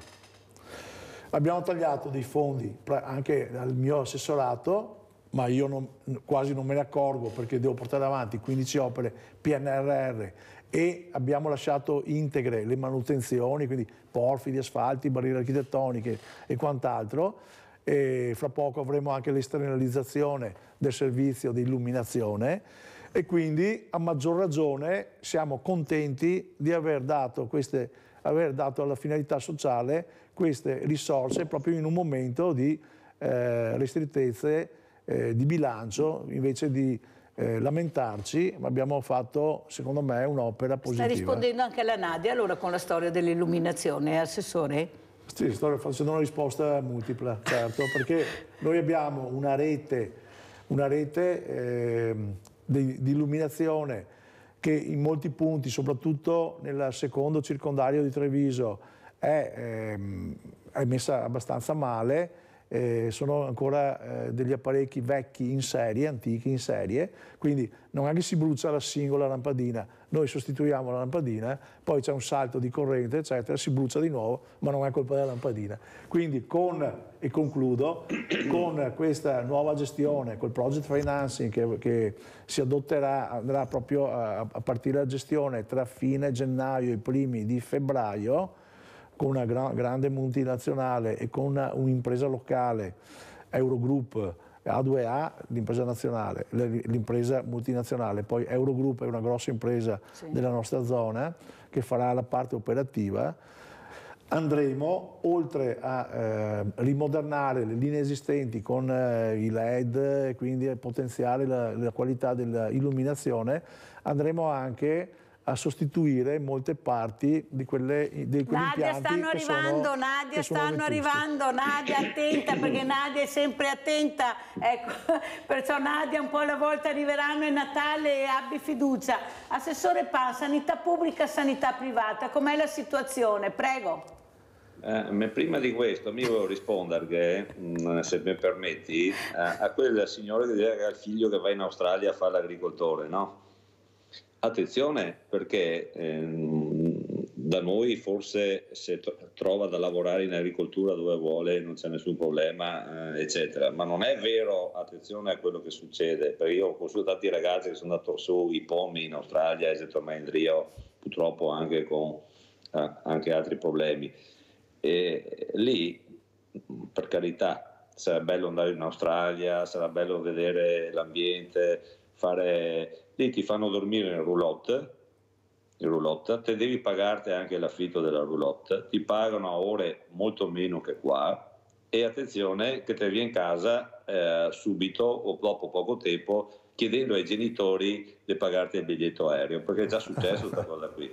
Quindi se un ragazzo vuole fare esperienza in agricoltura, sappiate che la migliore agricoltura, e anche per quanto riguarda tecnologia e lavoro, è sempre qua in Veneto. E questo volevo solo fare un inciso. Fatto bene per chiarire, prego. Giusto, perché poi sti ragazzi parte con tante belle speranze eccetera, ma a fine da qualche altra parte del mondo si ciappa anche dei bei bastonai, attenzione, non è tutto l'oro quello che luccica. Guardi che il professor Dalla Zuanna che ho avuto prima ha detto, specialmente anche qui da noi c'è veramente un fuggi dei ragazzi, l'ha detto prima qui in trasmissione, però carità, torniamo alla sanità, se no non ce la faccio, e la prossima volta parleremo di giovani e agricoltura, che so che sta molto a cuore, a Pan sta a cuore l'agricoltura, non c'è niente da fare, sì, è l'amore. Prego, cosa ci dice Pan per quanto riguarda sanità pubblica privata? Adesso andiamo a fare il bilancio della regione, perché da domani entreremo nella fase del bilancio, e la sanità noi la finanziamo per quasi 11 miliardi su 17 del bilancio totale della regione. Solo questo basterebbe per farvi capire lo sforzo che facciamo per mantenere i 68 ospedali, i 55.000 addetti che abbiamo tra medici, infermieri, primari e quant'altro, e quindi sicuramente, al di là delle liste di attesa, che sappiamo che lì è veramente il grande problema dopo il Covid, abbiamo una delle sanità più eccellenti non solo a livello italiano ma anche europeo come Veneto.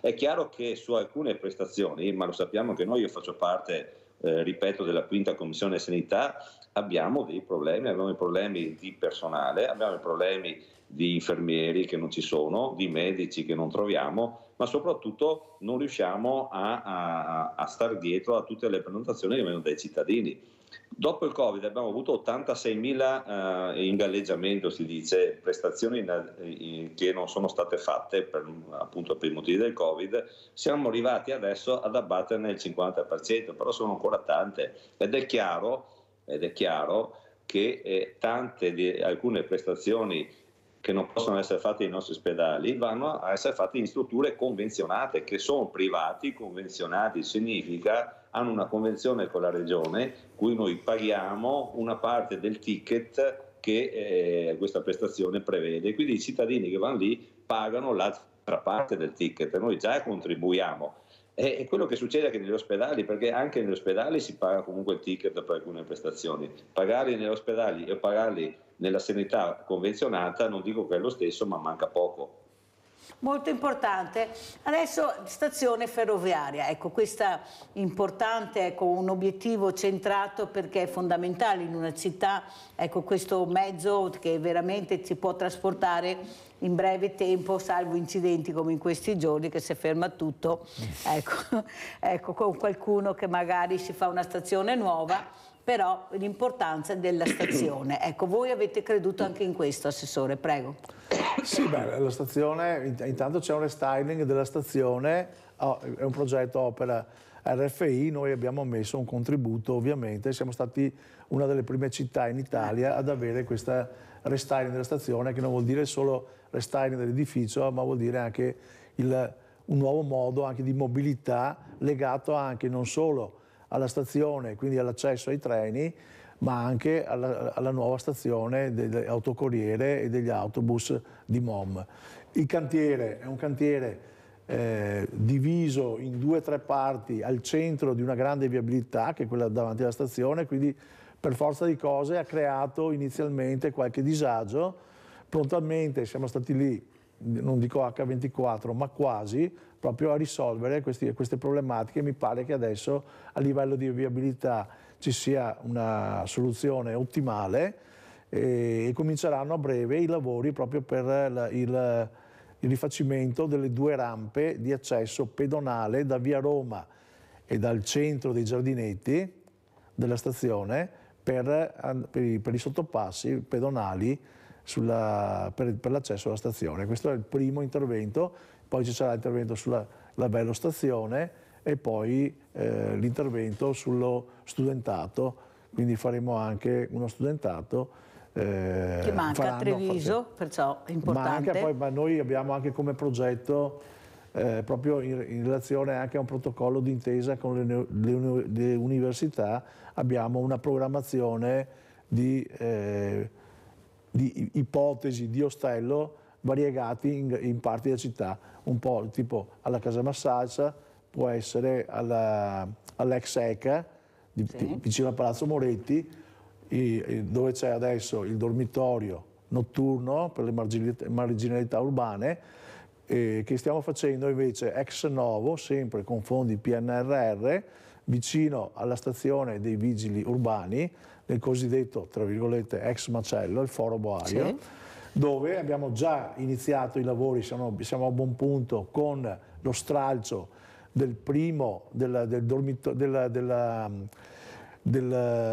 dell'alloggio diurno, quindi mensa, del dormitorio, quindi camerate più camerate maschili, femminile più guardiania, e abbiamo appaltato i lavori invece del centro diurno, che sarebbe invece mensa con varie attività, laboratori didattici eccetera, per dare anche a queste marginalità urbane che non sono più soggetti refrattari alla società. I famosi barboni della volta, oppure diciamo. Gente che non si vuole escludersi dalla vita sociale eccetera, ma in questa situazione di criticità economica e sociale abbiamo anche, non so, padri e madri di famiglia, perdono il lavoro, perdono la famiglia eccetera, si ritrovano, e il nostro compito è in poco tempo restituire la dignità a queste persone. Molto chiaro. Allora, invece, Comune di Treviso molto vivace, attivo, molto veramente anche che si muove in vari punti molto importanti. In Regione in quali punti vi state muovendo? Adesso c'è un bilancio, è una cosa molto seria. Ecco, cos'è che vi turba di più, Pan? Ecco, quello che la preoccupa di più. Beh, intanto avere Mario Conte è sempre una sicurezza e quindi averne ancora di sindaci così in giro. E qua chiudo, visto che c'è anche della Lega e quindi è un caro amico. No, noi in Regione adesso andiamo a fare il bilancio, lo chiuderemo a metà del mese di dicembre, appunto perché ci sia la possibilità di spesa già dall'inizio gennaio. Sì, le preoccupazioni sono sempre tante, le solite. Intanto noi abbiamo sempre la spinta da parte delle opposizioni che ci dicono di alzare le tasse. Ma come mai non mettete l'addizionale IRPEF? Perché io ho ricevuto delle telefonate, dice se serve la pagheremo, ma l'importante è che dia dei servizi. Cosa ci dice? Guarda, l'addizionale, ti faccio solo un esempio perché dobbiamo essere chiari su questo. No? L'addizionale IRPEF è una tassa subdola.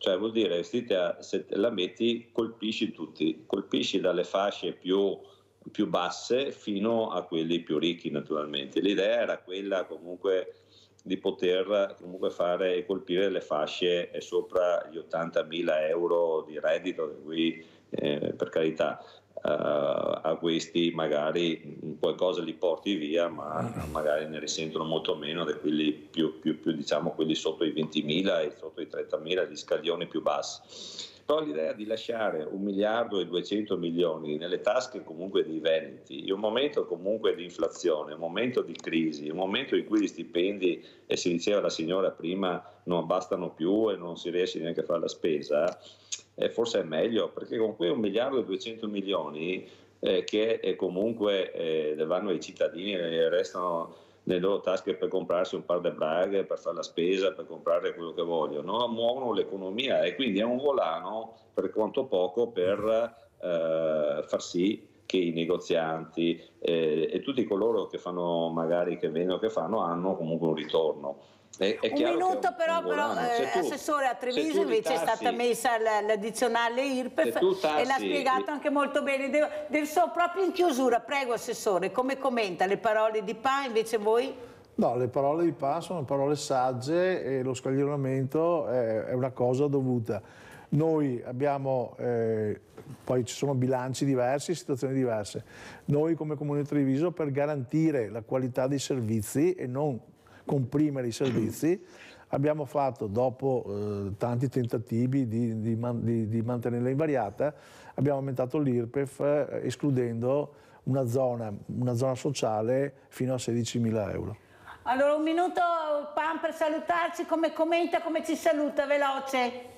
Beh, io vi saluto intanto da Padova, dall'Istituto di Bachicultura, che sono un convegno che compie 100 anni e quindi questi qua sono, se qualcuno dei vecchi si ricorda, sono i bachi da seta, ecco, vi faccio vedere. I cavalieri per la protezione del gelso e del baco da seta. Stiamo festeggiando i 100 anni di questo istituto. Bellissimo. Che ha portato tanta ricchezza nel nostro paese. Stiamo riscoprendo la seta veneta, la via della seta veneta, e quindi con questo esorto tutti i veneti di fare un passaggio a Padova, a Esapolis, dove c'è anche un bellissimo museo. Assessore, veloce, perché devo chiudere. Assessore, veloce. La seta veneta è stata la più antica seta occidentale. Andiamo a vedere tutti questa seta che grazie portata dalla Cina da Marco Polo. Bravo, portata dalla Cina da Marco Polo, però. Grazie a Giuseppe Pan, capogruppo in Consiglio regionale Lega, grazie a Sandro Zampesi, assessore ai lavori pubblici di Treviso Lega, grazie. Saluto Pan e saluto tutti. La posta di Mirella, grazie, buona giornata. Bene.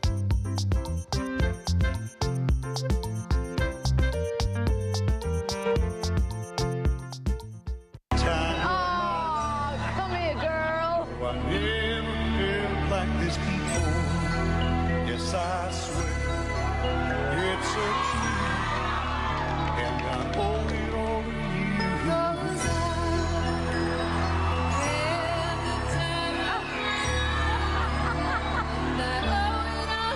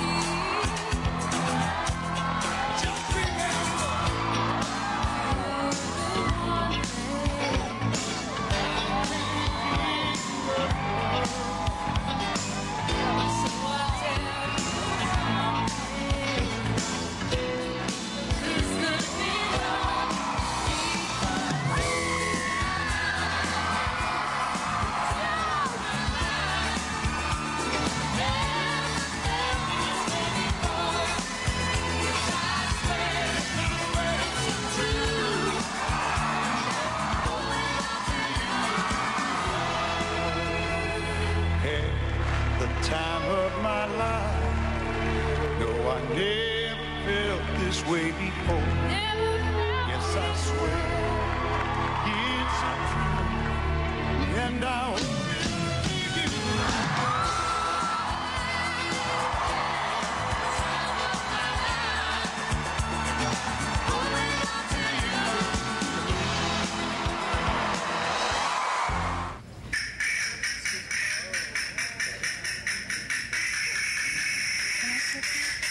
I know a dark, secluded place, a place where no one knows your face, a glass of wine, a fast embrace. It's called Hernando's Hideaway. Ole, all you see are silhouettes, and all you hear are castanets, and no one cares how late it gets. Down at Hernando's Hideaway. Ole.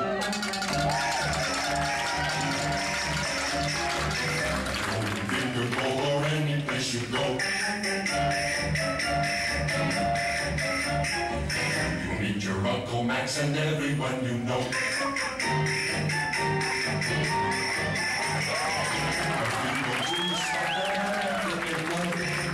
You will be free to gaze at me and talk of love. Just knock 3 times and whisper love.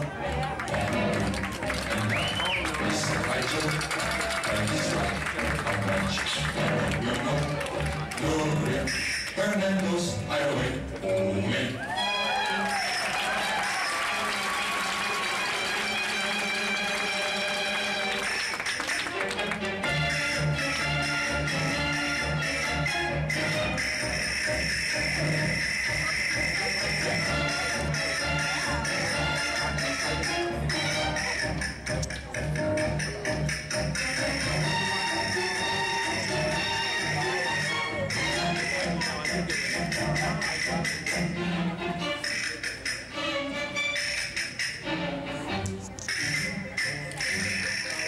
Just knock 3 times and whisper love.